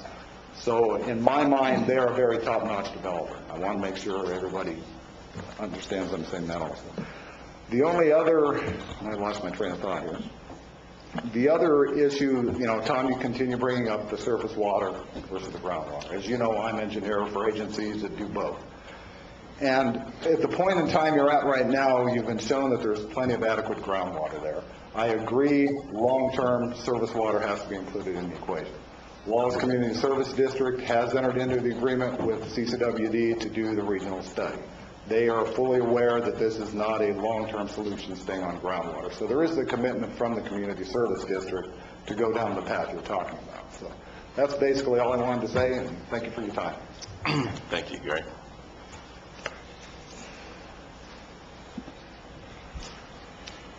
My name is Jackie Neal, and I'm a Wallace resident. It's N-E-I-L-L. I can tell you how they arrived at the numbers for the water studies. They used 81 connections to divide to reach their 535 gallons per household per day, and 20 of those houses were either unoccupied or second homes that people visited maybe once a month. There's a Campora connection that uses zero water. All these things were added. Nobody is saying there isn't water. I'm not saying there isn't water. I'm saying we don't know that there's water. We've got a study that was done for the developer for specs. I walked with the actual hydrogeologist that did the study, and he said he was paid to find out if there was 400 connections, and lo and behold, there's exactly 400 connections. I don't know that there isn't water, and I don't believe they know that there is water. And I believe an EIR needs to be done in order to assure the current residents that we will still have water. The draft EIR for Trinitas says that their houses need 875 gallons per day per household. CCWD uses 1,500. I believe the study is inadequate, and I believe somebody needs to listen to DHS. There's a concern there which requires you've got one statement going this way, one going this way. The concern means we need further studies to find out, and there's plenty of time. Our sewer capacity is at zero. Again, we have zero sewer capacity.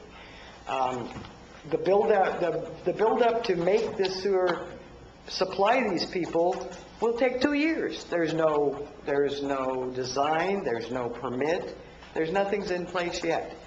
When county is going to require that they do the upgrades for the build-out of 2 units, I am concerned what number they're going to use for the build-out of 2 units, because Director Cantoni states on his website 236 homes, but WCSD has lots of outstanding commitments that make that a much higher number. I just think that there needs to be more study into water availability, water storage availability. When there was a problem at the water pump last year, it took 4.5 days to refill our storage tanks. That's with our current 124 or 100 residents.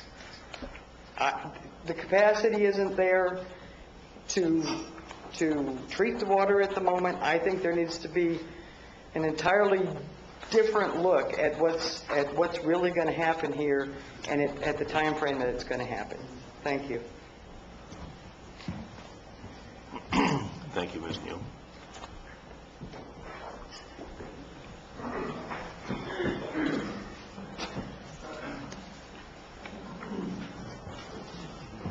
Hi, my name's Bob Dean. That's D-E-A-N. Again, a four-letter word that I keep warning people about. I'm a director for the Calaveras County Water District, but I was told to emphasize that I am really here speaking for myself. I've had the advantage of using district resources to do some of the research concerning this project and other kinds of projects that I think are going to be critical issues that are going to need to be addressed in the very near future. And one of them just happens to be focused on this Wallace Lake State. And the issue for me revolves around groundwater. And with this particular project, I ask you the question, is the issue indeed, do we have enough water to serve 250 houses, approximately 250 houses to build out? I don't know the answer to that question. There have been studies done. I've seen the NGO study.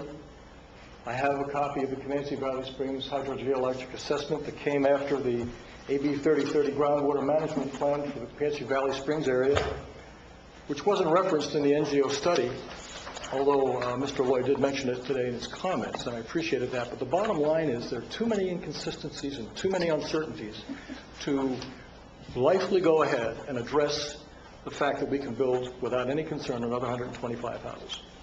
Now, David has said some things, and several people have said some things prior to this, which mean that I don't have to repeat them because they've already been said.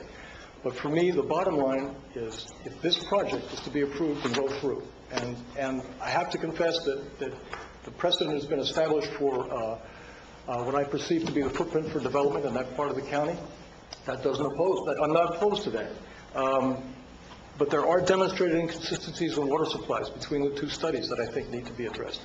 I think that there are people who own parcels of ground outside the Wallace Lake State area who will want to drill wells and eventually build, and I think they have to have some consideration before we carry this project any further. As I said, there are uncertainties about the aquifer. There's been suggestion that the aquifer that exists for Wallace Lake Estates is a little bit different than the San Joaquin Basin. Our study says just the opposite, that it's all part of the same basin. Again, it goes to the inconsistencies and unknowns that I think are going to plague this project throughout its ultimate history. And there are two things that I would really, really like to see happen as this project goes forward, whether it's something that's required before it's approved or it's contingent, or the approval and acceptance is contingent upon these two things. The first one would be a water conservation plan. That hasn't been mentioned today, and I think it's absolutely critical. They're talking about a minimum of 530, I've heard the number 520, but let's say over 500 gallons a day is average daily use on what seem to be house sizes exceeding 2,500 feet. Now, is that sufficient to serve, is 525, 530 gallons or 40 gallons sufficient to serve houses of that size? I don't know. The next thing that I think is critical is what kinds of landscaping are going to be required. Are they going to be xeriscapic? Are they going to be pools? Are they going to be lawns? These are the things that need to be part of a water conservation plan so that the builders and the people who are buying the homes that they're building know what the strictures are with regard to what kinds of water use will take place. Now, I am committed to, personally, and I believe that the district has also said this, that we want to get surface water to that area, not only for the people who need it now, and there are people who have to haul water in order to have water in their homes, but to also serve future build-out and development. But that's going to be a long-term process that's going to involve a lot of people. The regional study that was stated is a first step in that direction, but it's only a first step, and it's nowhere near getting to the point. And for your information, that 2 million gallon a day South Comanche water treatment plant that was proposed as a joint venture between Amador Water, East Bay Mud, and Calaveras County Water District was put on hold by Amador primarily because of sewer issues and septic issues in the west end of Amador County. Eventually, there will be a plant going in, but that plant of 500,000 gallons is really going to be a meager source of water, surface water, for the numbers of people who are going to have requirements for that kind of water. There are, as I said, people without water there now. There's going to be the build-outs in some of these smaller developments, and there are going to be people who haven't built who will want to build, and we have to be able to allocate that water properly. There's been some suggestion that we bring water down from Hogan. Well, that's going to raise some of its own issues, including cost. I won't even bother to go there now because it's not important. But it's critical that if this project goes forward, that there'll be a water conservation plan in place that will address how they're going to be able to have the water conservation sufficient to serve the houses that are going to be built there now. We're talking an additional 125. I think there's probably another 35 in the first phase that still have to be completed. The second thing that I think is critical was mentioned in the monitoring, and that is, with the transducers that we've got in the wells now, and perhaps maybe some additional wells, we'll be able to measure the drawdown on the wells and the actual recovery. We don't really know what the aquifer supply is. At best, it's a good guess. And, whether there is or is not recharge from Comanche, that's also a conjecture. We don't know that one for sure. But what we do know is that if we put these transducers in the well, and we have a long-term monitoring project that looks at this, we'll be able to determine whether or not there's going to be sufficient water supply to serve the people who are going to be living there. And at some point in time, if the drawdown is greater than the recharge, then that sends a message to me that there ought to be a moratorium, or at least a building stopped until some other method for getting water to these people is addressed. Because we have really a commitment to the people who live there now, not necessarily the people who will be living there, although ultimately the choices we make here today will certainly affect them.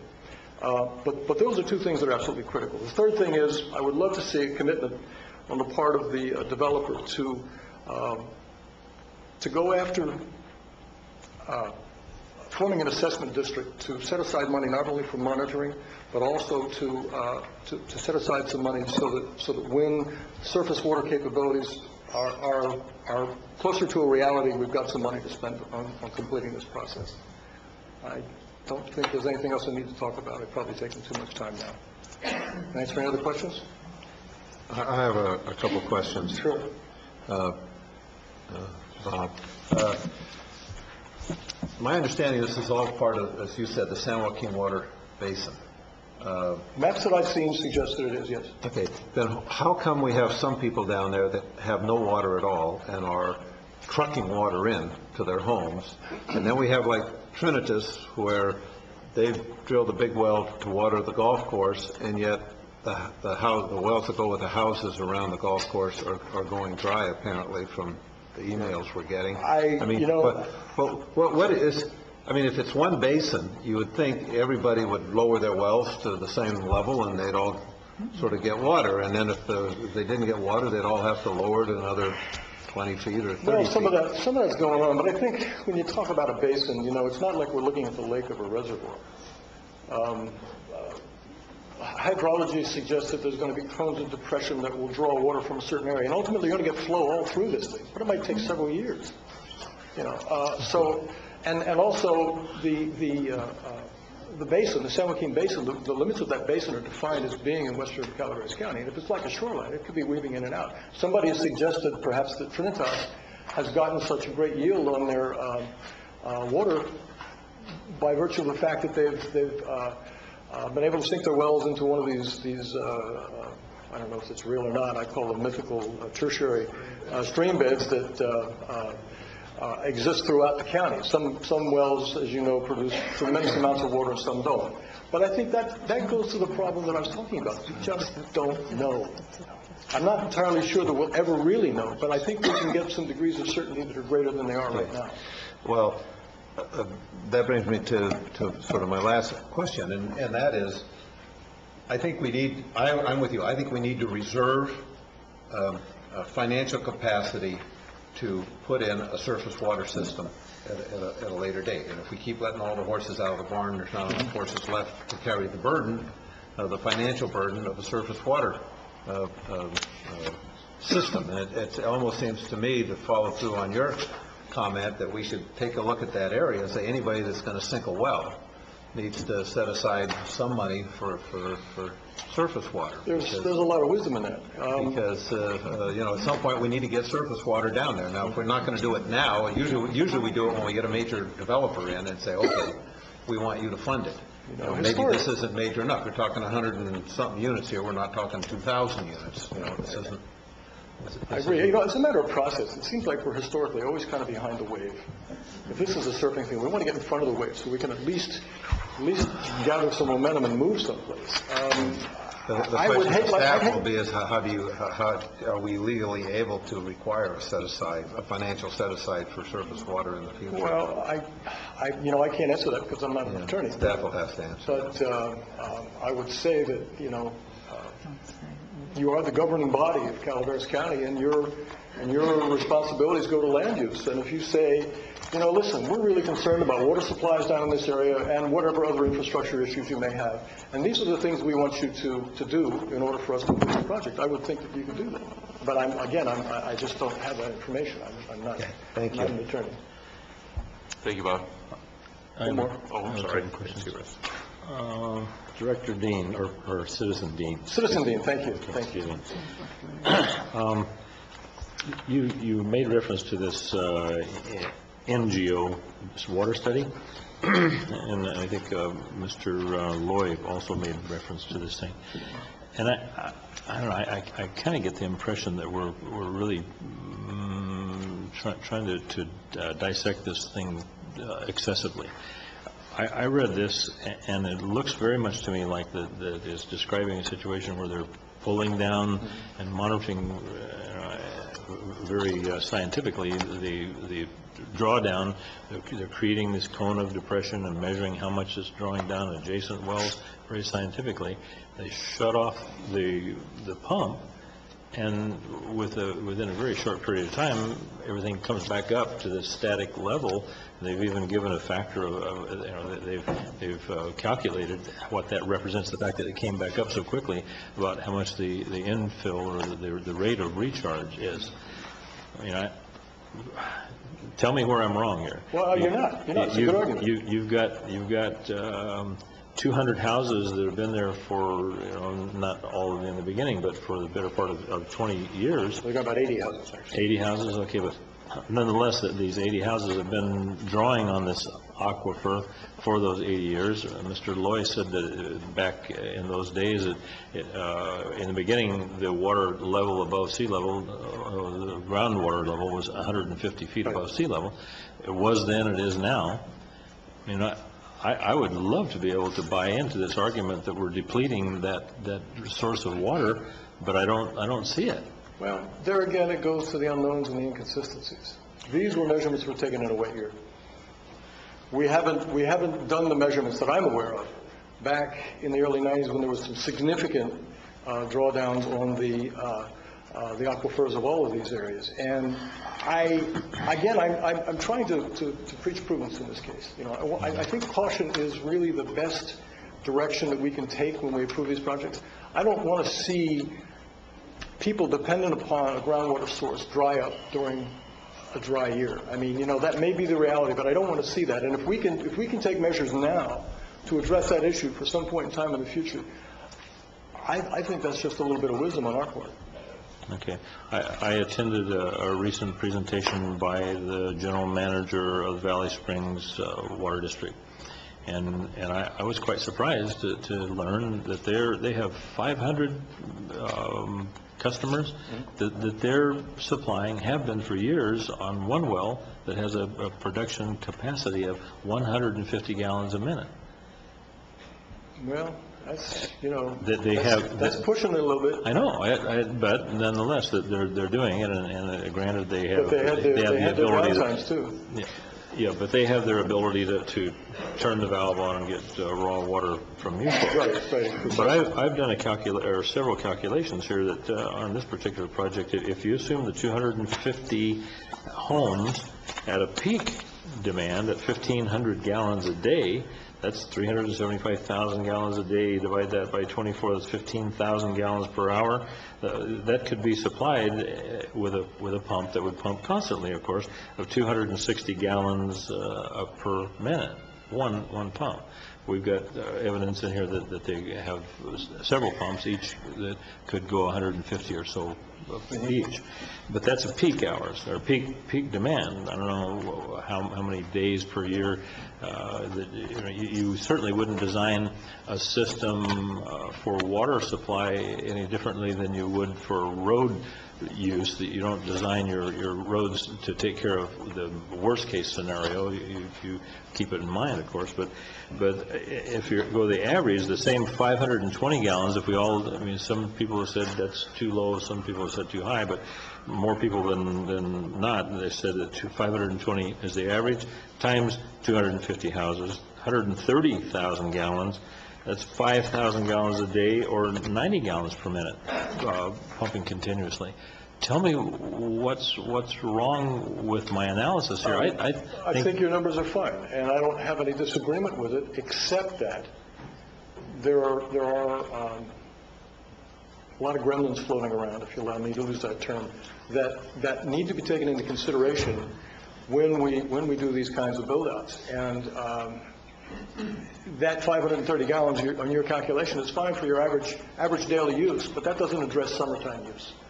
That doesn't address the waste of water, which can be an issue in developments. If you're going to wash your car every day and you have water running down the sidewalks and stuff, that's not an uncommon phenomenon unless you have a water conservation plan in place that's going to say, you can't do this. You're going to get fined, you're going to get your water cut off or whatever. And what I'm trying to do is say, if this project goes forward, that we have these mechanisms in place so that we won't be faced with the worst-case scenario. And I think we have to do that. Our standard of 1,500 gallons a day wasn't good enough for Valley Springs last year when the perfect storm happened. Yeah. And we don't want these to happen. This is kind of what our responsibility is. We have to consider public health and safety. The perfect storm in this area could be a serious wildfire. And will there be sufficient fire flows? Well, we certainly hope there would be, but that could certainly affect water use, all kinds of things. Heat is terribly hard on electrical equipment. Pumps go down. You have 250 gallons that are stored. 520 gallons. I did the calculation, but 520 gallons per household per day. That will last for a few hours. Not a lot. Okay, but what I think I'm hearing you say that provided that we did supply, or the project was burdened with having the well monitoring. Yes. That would be the first step. The conservation plan. Water conservation plan. Yeah. And then I heard some references earlier to this particular developer buying into an area study, contributing to the area study on the surface. That would be helpful. It would spread the cost around for sure. But Okay. I think what would be more critical to me is that they buy into the concept of establishing an assessment district to begin gathering money to bring surface water to that part of the county. Okay. Well, that's number 4. So. Okay, number 4. Fine. I'm ready to make a motion. Well, let me see if there's anything else that I wanted to mention. Yeah, I bet you are. We can play with numbers. I mean, not to wax eloquent for Bill and be philosophical, but Leibniz said, you can live and die by the sword of logic, and we can do that. All I want to do is make sure that when the people turn on their tap, they're going to have the water. That's the most important thing to me. And if we can address those issues, then I'd be very happy. Thank you. Thank you, Bob. Mr. Chair, I have a favor to ask. Yes. We've kind of gotten into a sequence that we're not used to here. Would it be possible to have the applicant have all their subject matter experts present ahead of time, or whoever they have planning to, I don't know if they've done everyone, so that we get all that into the record and have people respond to it instead of kind of going back and Sure, forth? that's a very good idea. I really thought that's what we were going to do, but And I don't know, maybe they have had everyone speak, but... I'd like to ask Mr. Loy if he could clarify this issue of the basin being a tub, or if there being some, I think you described this area as being unique for water source. I'm just dying to talk about that. Okay. Thank you. I wanted to say I appreciate your comments, Mr. Dean. A couple of things to clarify in terms of inconsistencies in the unit demands. Again, in my mind, there's only one set of unit demand numbers, and those are the ones that are put forth by Wallace Community Service District. Other people estimated other numbers. Joe Spano, in a letter, he estimated some, which was really almost a guess, an informed guess, but he didn't do a study. The only one that's done a study is Wallace Community Service District, and those are the numbers that we're using for planning. So if there are inconsistencies out there, it's it's a drop in the bucket one way or the other. Where the groundwater really goes, and a lot of people know this and know about the groundwater here, it goes out to San Joaquin County. And so right here at this project, the build-out demand would be a few hundred GPM, a few hundred acre feet per year. Just across the county line, where they're using groundwater for agricultural purposes, we're talking thousands of GPM per well, and probably tens of thousands of acre-feet per year of groundwater use. And that's where it's going. It's flowing on out under the county, and off it goes. So if you're worried about overdraft, that's where it's happening. And these guys already know that, and they're working on that problem. It's a conjunctive use program that is spanning institutional boundaries, and that's a big problem, but you know, the district's working on that already. But in the meantime, we've got a project, and there is enough groundwater out there. The aquifer test, I think, is quite definitive, and if we look at the water levels, there was a comment that the aquifer test was done in a wet year. Well, there were a couple of dry years before that, and in terms of when you do an aquifer test, it's really more important whether you do it in the springtime or the fall, because that's when we have, you know, the biggest fluctuations is on an annual basis between the spring highs and the fall lows. So with that said, now the basin. It is hydraulically interconnected. This little corner that we have here in Calaveras County is part of the eastern San Joaquin groundwater basin. I wouldn't want to argue that with anybody. That's a good decision to classify it as all in a single basin because it is hydraulically connected. But the part of it that's up here in Calaveras County is in a different geologic formation.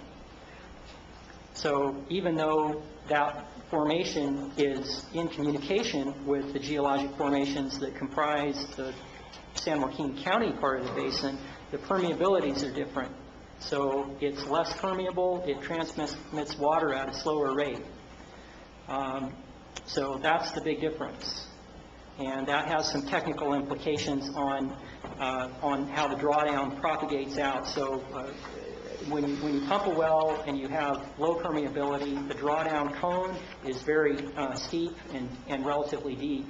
If it's a higher permeability, it's broad and flat. That's pretty straightforward.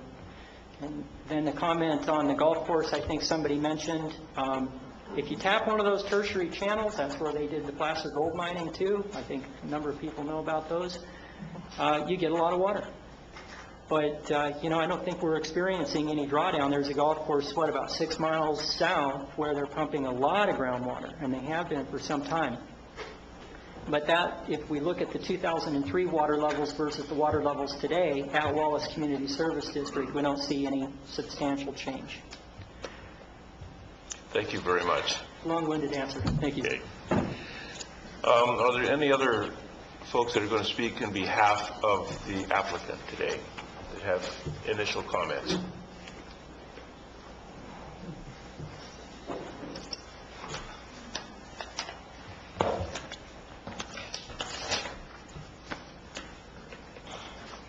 Good afternoon. My name is Kristen Shinone, S-C-H-E-N-O-N-E. I'm an attorney representing the applicant, and I just wanted to briefly address some of the comments that were raised with respect to the appropriate level of environmental review for this project. There have been some requests or claims that an EIR should be prepared and would be the appropriate level of review. The evidence for this project, which includes numerous studies and reports that have been brought to you by all of the consultants that are here today, clearly show that there is no significant impacts that will occur with implementation of the mitigation measures that have been imposed on this project. An EIR can only be required if there's a fair argument based on substantial and credible evidence that a significant impact may occur even with those mitigation measures imposed. Substantial evidence is not opinion, speculation, argument, generalized concerns, no matter how deeply felt they may be. It's certainly not generalized gremlins floating out there, and it is not opposition to the project in general. Substantial evidence should be based on studies and reports and facts that are brought before you. And based on the facts that you have and the reports and the studies, all of those have shown with the mitigation measures imposed, there will not be a significant impact on the environment. As a result, a mitigated negative declaration is the appropriate level of environmental review for this project. Also wanted to briefly address the comment that cumulative impacts analysis should be done. As you know, there was a cumulative impacts analysis, so I guess the gist of that argument is that did not go far enough in analyzing the project's impacts. Here, where all of the mitigation measures in place show that there will not be a significant effect with those mitigation measures. There will not be an incremental effect, and therefore no cumulative impact on the project. The cumulative impacts have been appropriately measured. Courts have said there is no need to do a full-blown EIR cumulative impacts analysis for every project. Here we are at a negative declaration level showing that the impacts from the projects have been appropriately mitigated by the mitigation measures suggested. So with that, we think that the cumulative impacts analysis has been addressed. This is a project that, as you know, came before the Planning Commission some years ago. And based on the concerns raised by the opponents at that time, the Planning Commission asked the applicant to go back and do a number of these studies and address these concerns, and they've done that. They've done what they were asked to do. They've done the cumulative impact study. They've done the water analysis showing that there's adequate water. They've done the Oakland's Woodlands mitigation plan. They've agreed to provide and upgrade the water and sewer systems for the project. And based on all of that, we would respectfully request that you certify the negative declaration and approve the project. Thank you. Thank you very much. Is there anyone else that wishes to speak on behalf of the applicant?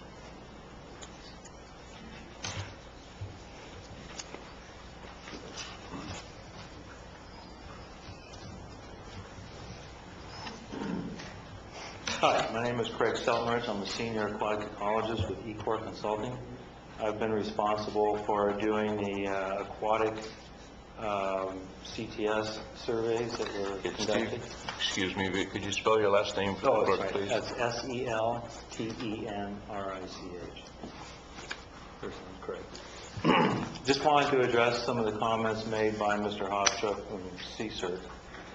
Yes, we did conduct surveys, formal surveys to U.S. Fish and Wildlife Service this winter to determine the distribution, movement patterns, and presence of CTS on the site. Based on the results of those studies, which the report was just recently sent to the U.S. Fish and Wildlife Service, was not available during the last meeting that we had. We did find a population of California tiger salamanders on the site, and we're working with the U.S. Fish and Wildlife Service right now to develop a plan that will not only protect the species but maintain them in perpetuity. Mr. Hofstra made a comment about the Crestview property and these other properties adjacent to Wallace Lake Estates, and looking at tiger salamander populations and interactions between these areas. And based on the studies we did this winter, it doesn't appear that the population at Wallace Lake Estates is interacting with the one from Crestview. There is properties in between, and there are ponds on the adjacent property to the east of the ponds that are on the Wallace Lake Estates property that we believe these tiger salamanders are migrating back and forth to. We have developed an on-site plan to help move these animals from the breeding sites to upland habitat within the site, and also within the adjacent property by putting in a passage underneath roads. Bottomless culvert passages will allow the animals to move through them, and some deflection walls on either side of these to help the animals move through these and stay off the road. We are still in consultation with them, trying to work out some of the finer details. He mentioned this letter that was sent to the county. We are working with them at this point in time to negotiate some of these issues that they had with our current plan, as far as providing enough suitable habitat and protection measures around the pond. And I'm sure that we will work out those, and the resulting configuration for the property will protect the species as well as provide suitable housing for the development. Is there any question? Apparently not. Thank you very much.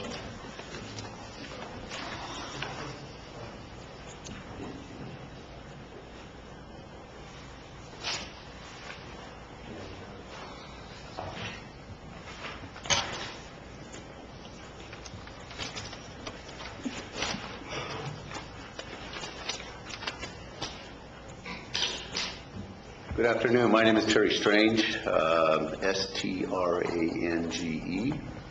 I completed a number of biological, including the oak woodland assessment, both tree and woodland assessment, as well as the mitigation plans for that. I just wanted to touch base in discussing the oak woodlands mitigation plan and how it far exceeds the state mandated SB 1334, which is now the PRC 128.3.1 or whatever it is. A couple of things, I think, behind Mr. Claudino is the little additional white acreage that has been brought forth by the client.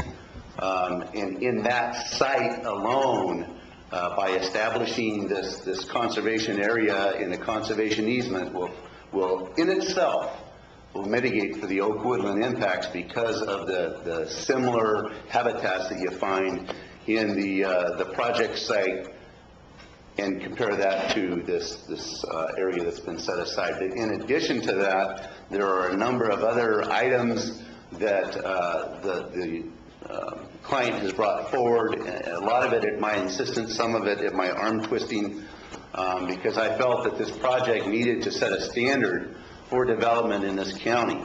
And that includes some of the work that received favorable compliments by the Planning Commission in regards to doing on-site habitat work to essentially replace on the short term those oak woodland impacts to wildlife species. We've gone in and designed wildlife corridors, many of which fit into the CTS descriptions that Craig talked about just before me. We've tried to avoid to the best of our ability the high wildlife trees, i.e. the heritage trees that are on site. We stipulated the broadcasting of acorns, in fact 5-to-1 replacement on the broadcasting of acorns, which totaled approximately 4,500 acorns, where as Caltrans does, they typically take the acorns and broadcast them without any further work and consider that part of a tree replacement program. Working with Mary Anderson at Lost Hills Nursery, a local nursery, she and I back in November planted approximately 9,000 acorns, planted, not broadcast, as we had earlier targeted, but actually planted these acorns in the open space areas. So that's another component of the mitigation plan. The $20,000 that we have brought forward was really something in my mind that I thought would be a wonderful addition, not a requirement, but an addition to the oak mitigation plan to start a local fund based upon your approval of the voluntary oak management plan, woodland management plan that you concluded earlier this year or last year, whenever it was. And the intent of that money is to indeed stay local and provide local economic opportunities and to get this fund going in agreement with the Wildlife Conservation Board. However, I really don't know where we are there. So anyway, if you have any other questions, let me know. But I can assure you, not only my opinion, but legal counsel's opinion, is that from an oak woodland standpoint, this project not only meets, but far exceeds the current state law, and I think sets a wonderful standard that I'm certainly very proud of. Thank you. Questions of Mr. Strange? Thank you, Chair.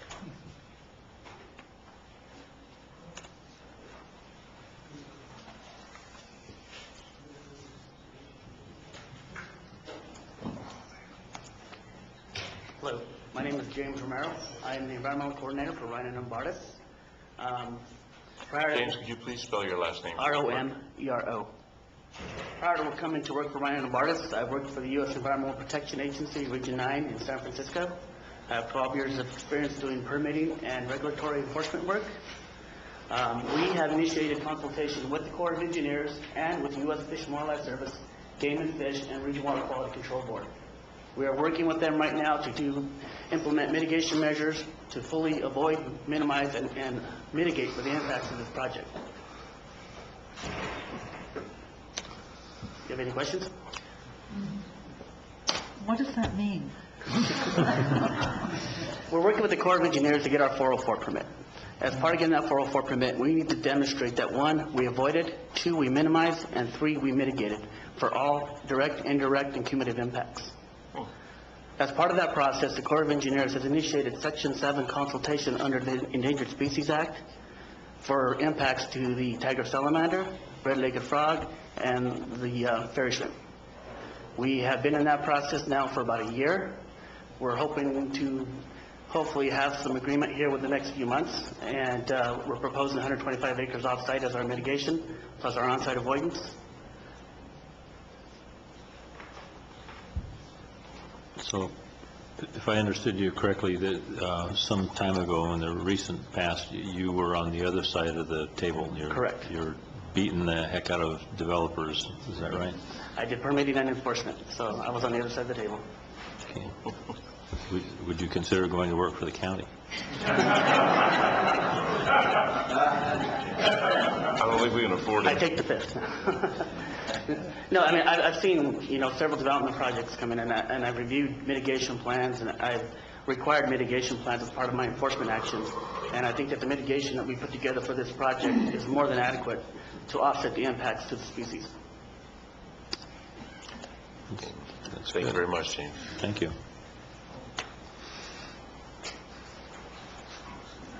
Once again, Marie Lind, just a real quick comment. In the package, you'll notice mitigation and monitoring number 13, which basically addresses the mitigation requirements and the negotiations that are ongoing with the federal agencies. And that was in there in anticipation of an outcome there that is predictable based upon the level of mitigations that we're doing. So I wanted to point that out to you. And then I just wanted to make one comment, and I don't want to sound vindictive or petty, but a statement was made about the water aquifer tests being done and have a predetermined conclusion before it was tested. That's without basis, and I challenge the veracity of that statement. That wasn't true. NGO is a very fine engineering firm, and the work they did there was based only on good engineering principles and scientific fact. Thank you. Thank you, Murray.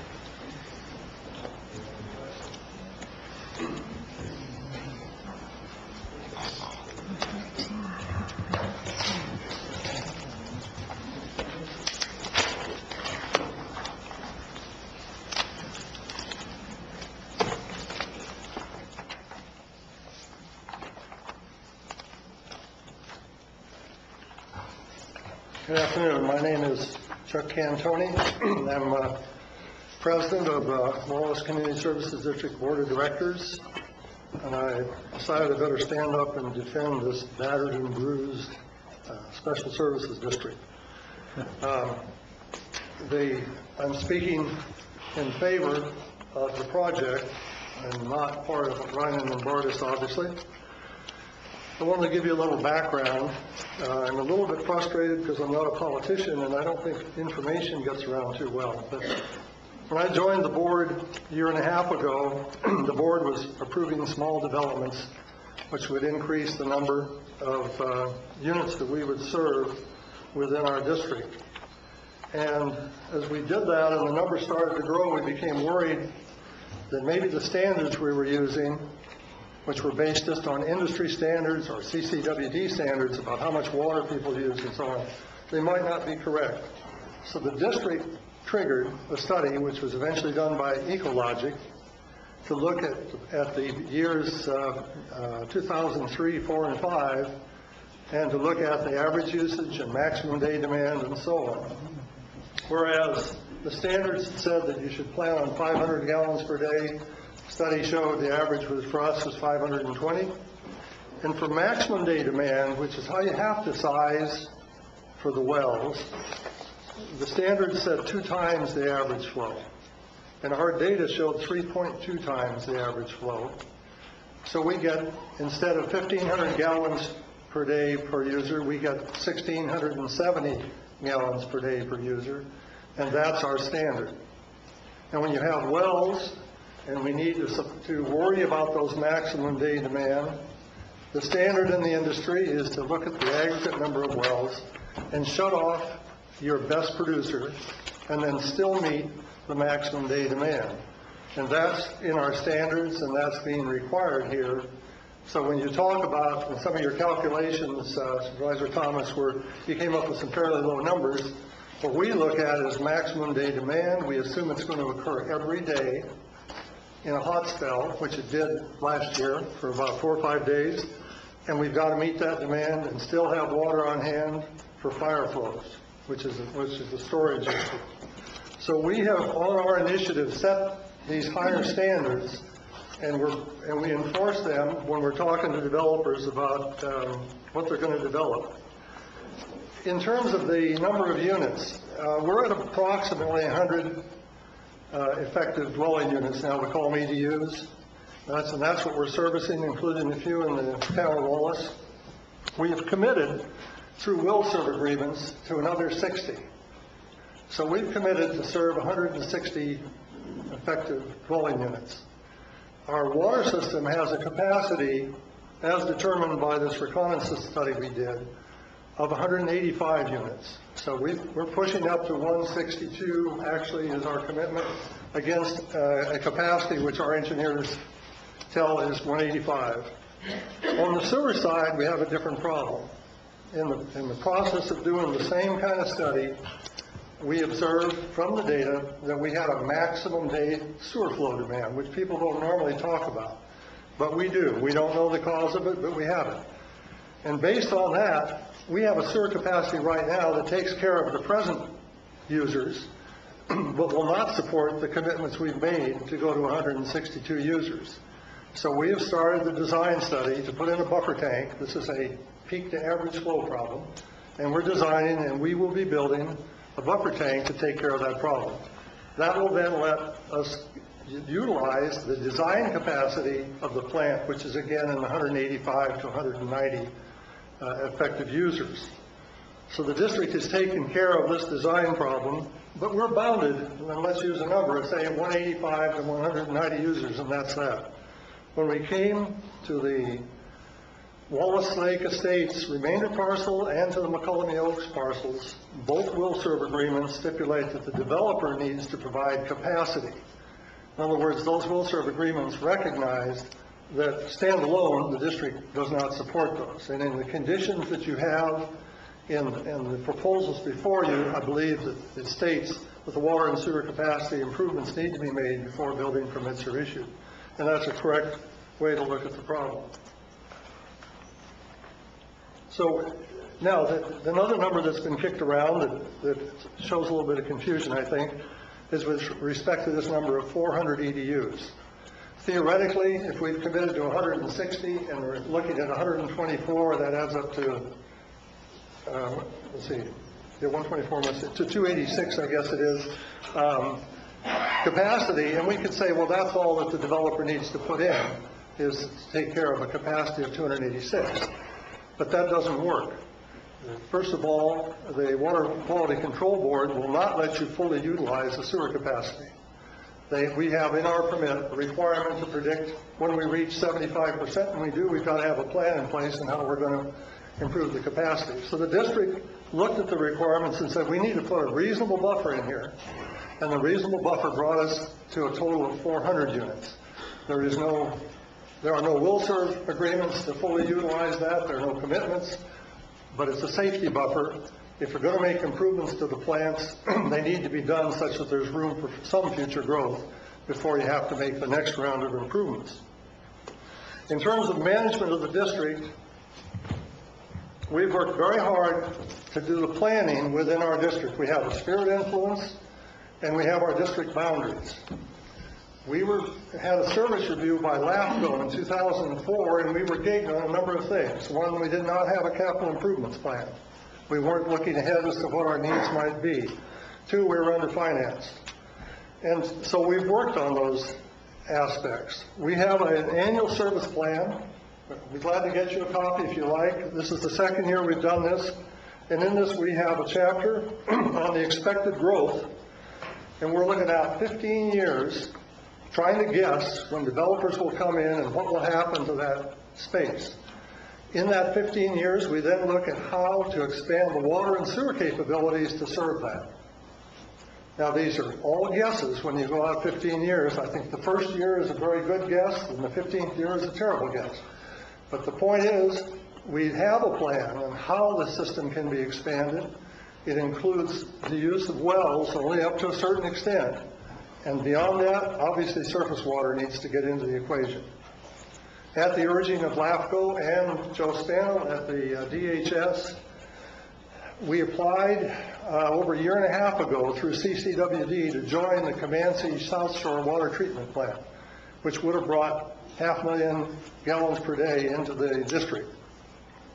Nothing has happened in that time until recently. The CCWD has now launched a $50,000 study to look at that whole proposition. And of course, the Comanche treatment plant sponsored by East Bay Mud has been delayed for various financial reasons. But it's not that the district is not willing, and in fact, we take seriously what Spano says and what LAFCO says, is that in the end, we need to bring surface water in there. The financing of that, as you've discussed, is a tricky issue. We got a commitment from the developer of the remainder parcel to support us in this application for the East Bay Mud water. It has its own problems, as was mentioned, and it's not a guaranteed source, and therefore it takes well backup. And we've done the studies there, and you conclude that unless we could build a lake, which is not very feasible, that we are going to have a backup if that is the source. But we're dead serious about wanting to do that. When some of the things that were said, it's a little frustrating, but we think that we understand how to manage our district. We have had positive cash flow for the last 2 years, but I consider ourselves underfinanced. We use a lot of volunteer labor in order to achieve our objectives. We do now have a full-time general manager, which was another complaint from LAFCO and from Joe Spano. And we're gradually refurbing the 15-year-old plants so that they're reliable.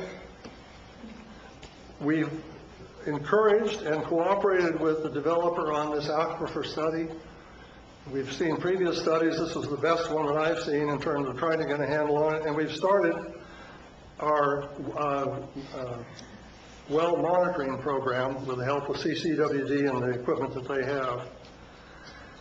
In terms of the effects of the golf course over at Trinitas, that, as I understand, has been watering the golf. They've been watering the golf course for a couple of years, and we don't see any effect over here.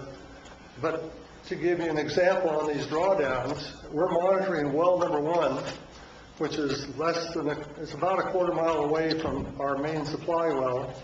And in this monitoring well, we cannot see a fluctuation when our main well goes on or off in terms of pumping. And if we do see it, at most it's a half a foot. And that's one of the conclusions of the NDO study, is that based on the geography that we have, we could probably drill a couple of additional wells and still not affect the performance of the others. And so looking at that data gives one a confidence, a feeling of confidence. With respect to water conservation that was suggested, we just implemented a voluntary water conservation program based on the general principle that it was a dry year and the county is dry, and it's a good idea. When we look at the capacity of our wells for our current users, it's hard to justify a dramatic conservation program because we have adequate supply for those wells. It's been mentioned that a year ago we had a failure in the system for the water supply, and that we took 4 days to recover from that failure. And I'd like to explain that to you. In the middle of the heat wave, we had power fluctuations, and the main well, the one well we were using, shut down on a Sunday. The operator luckily caught it within 2 hours, got the well going again. And in the process of analyzing that, the operator and I decided that we had I won't bore you with the details, but we had a water treatment problem, and we were going to create pink water in the neighborhood if we just let things go. So we, in our wisdom, decided we'd shut off transfers to our elevated tank at midnight, and that would let us dilute this water out, and we wouldn't have a problem. And of course, at 5 o'clock in the morning, the first guy on the line called, he's out of water. We turned the pumps back on, everybody had water. It did take 4 days in Mount Hot Spell to get that main reservoir filled back up again. And from that data, we could calculate maximum day demand. And guess what? around 1,600 gallons per day. So we had a real-time experience to verify all the engineering data that tells us what's going on there. So we think we understand the problem. The correction to that problem is to bring a second well on, which we're doing right now, and with 2 wells on, we don't have that kind of supply problem for the number of residents we have. So there are a couple points that I've made before, and I'll make it again, and that's with respect to why would I stand up here and argue in favor of a development like this. And this is a position that was reviewed with our board of directors on the June 14th meeting. And basically, the bottom line is that we have a positive interest in the project as it will result in the developer deeding over to the WCSD the district's water treatment plant, wells and access roads, a portion of the dam, open space surrounding Wallace Lake, and half of Wallace Lake itself. This district owns half of the lake, half of the dam, no wells, no access roads to the wells, no water treatment plant land. We own the plant, but not the land. It's been tied up because of the bankruptcy when Jimmy Winchell died years ago. So we see that as an asset to get that clarified, and that's happening if this application gets approved. Secondly, we have a positive interest in the project, and that it will double the number of customers for the district, and it will provide an improved revenue stream as recommended by LAFCO in their service review. That's important to us. The Wallace Community Services District provides water, sewer, street repair, street lights, garbage collection, liquefied petroleum gas delivery to the residents of the area. That's a big responsibility. We have to maintain roads and so on. We get an assessment from the county, or from the individuals, but the county collects an assessment of $500 a year. And those funds are used to do road repair, to operate street lights and so on, and to supplement the water and sewer to some extent until the population increases. When we double the number of lots, we're going to double the collection on that assessment. That's a big help to the district to be able to hire the right people to be able to be moving on its own. I'll punt on the question of whether CCWD should take the district over or not. I don't know the politics of that. But we are positive cash flow the last 2 years.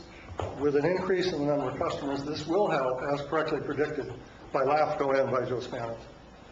And with that, I'll leave it. I'd be glad to answer any questions if you like. Any questions from the board? Thank you very much, Mr. Cantoni. Is there anyone else that will speak on behalf of the applicant here today? Is there anyone else who would like to speak to this issue today?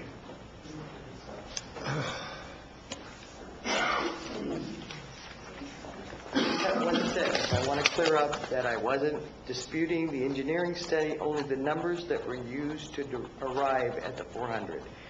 If you take 25% of the customers out of your divider, the numbers are incorrect. Thank you. Anybody else?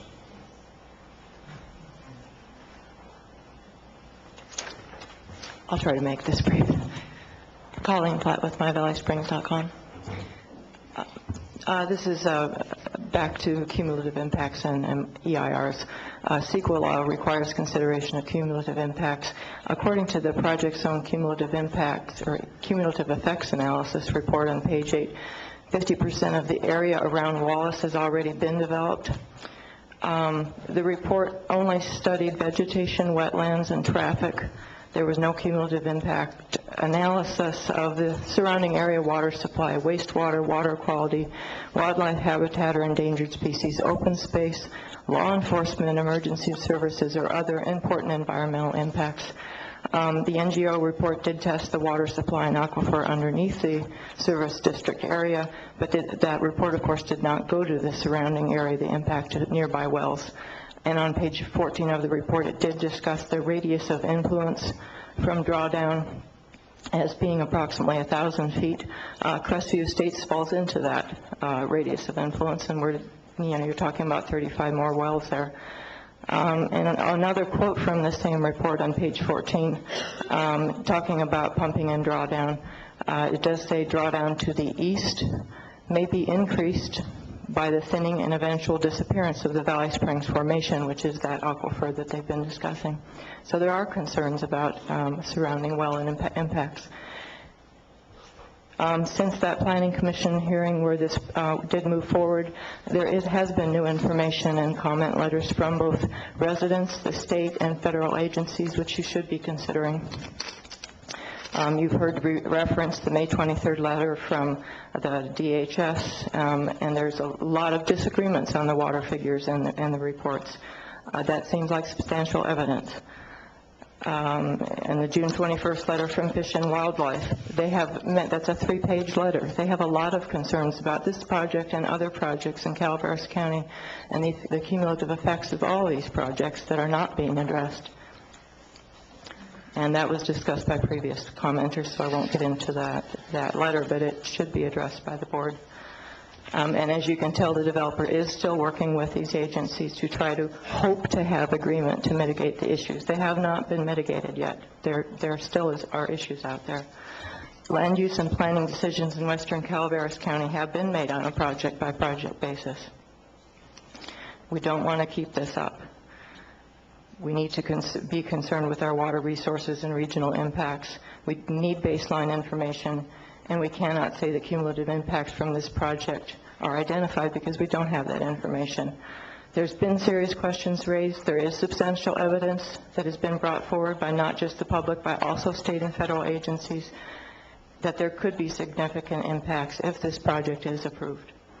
This begs for further cumulative studies and a complete environmental impact report which would address all of these issues.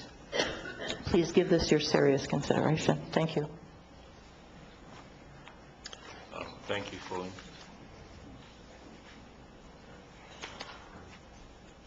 Catherine Jackson, Wallace citizen serving residents. I thought I'd take a minute to give you a little bit of background. I've sat in the audience as a resident of Wallace Lake Estates Unit 1 since 2002, was on the Community Service District Board almost 2 years, motivated mainly by 3 things, and you hear a lot about them today: conservation, financial management, and a brand new sewer treatment plant worth $3.1 billion. If you throw in a few wells, that was the thing that I fought for the hardest during my time on the board, because it absolutely demolished an old, aging, 16-year-old wastewater treatment plant. And voila, you have a lot less maintenance hours and certainly future capital outlay.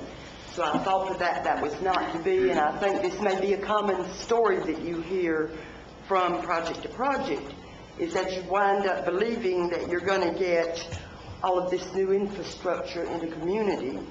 And what these people are telling you today, and what is actually in your requirements, is that they're going to fix back our existing permitted capacity. And what they're going to fix back is they're going to refurbish a couple of wells we've already got. One of them is still waiting to be permitted for full-time operation. Another well that simply doesn't have the power to it. How can you be in a fair bargaining position, and our board has fought hard in negotiations around the will serve contract, when the very developer that you're listening to today owns the land that your water treatment plant is on, 3 of your wells sit on. And so they have all the goodies. They also own approximately 4/5 of what we call the 35-acre Wallace Lake itself. We're very desperate for that. We've come a long way, and President Cantoni has put in a lot of standards and policy. The capital improvement plan that we long needed to call us financially beginning to show profit isn't quite true. We started cannibalizing our water and sewer reserve in November of 2005 and continue to do so, although I vote against that. We really have no choice, and really our own ordinance is very fuzzy in terms of what's capital and what's operating. All of that is simply to say, as you look at this tentative subdivision map, while the planning department has put some strong requirements in it, I'm asking that it also make, as part of the requirement, if the map were to go through, a water conservation plan that actually holds this community at the 520 gallon per day per average that they're talking about. And I do need to tell them that in my view of that, what you're saying is these 124 people cannot have a lawn or any outside watering going on. Part of the misunderstanding about how many gallons per day has nothing to do with these fine engineers. It simply has to do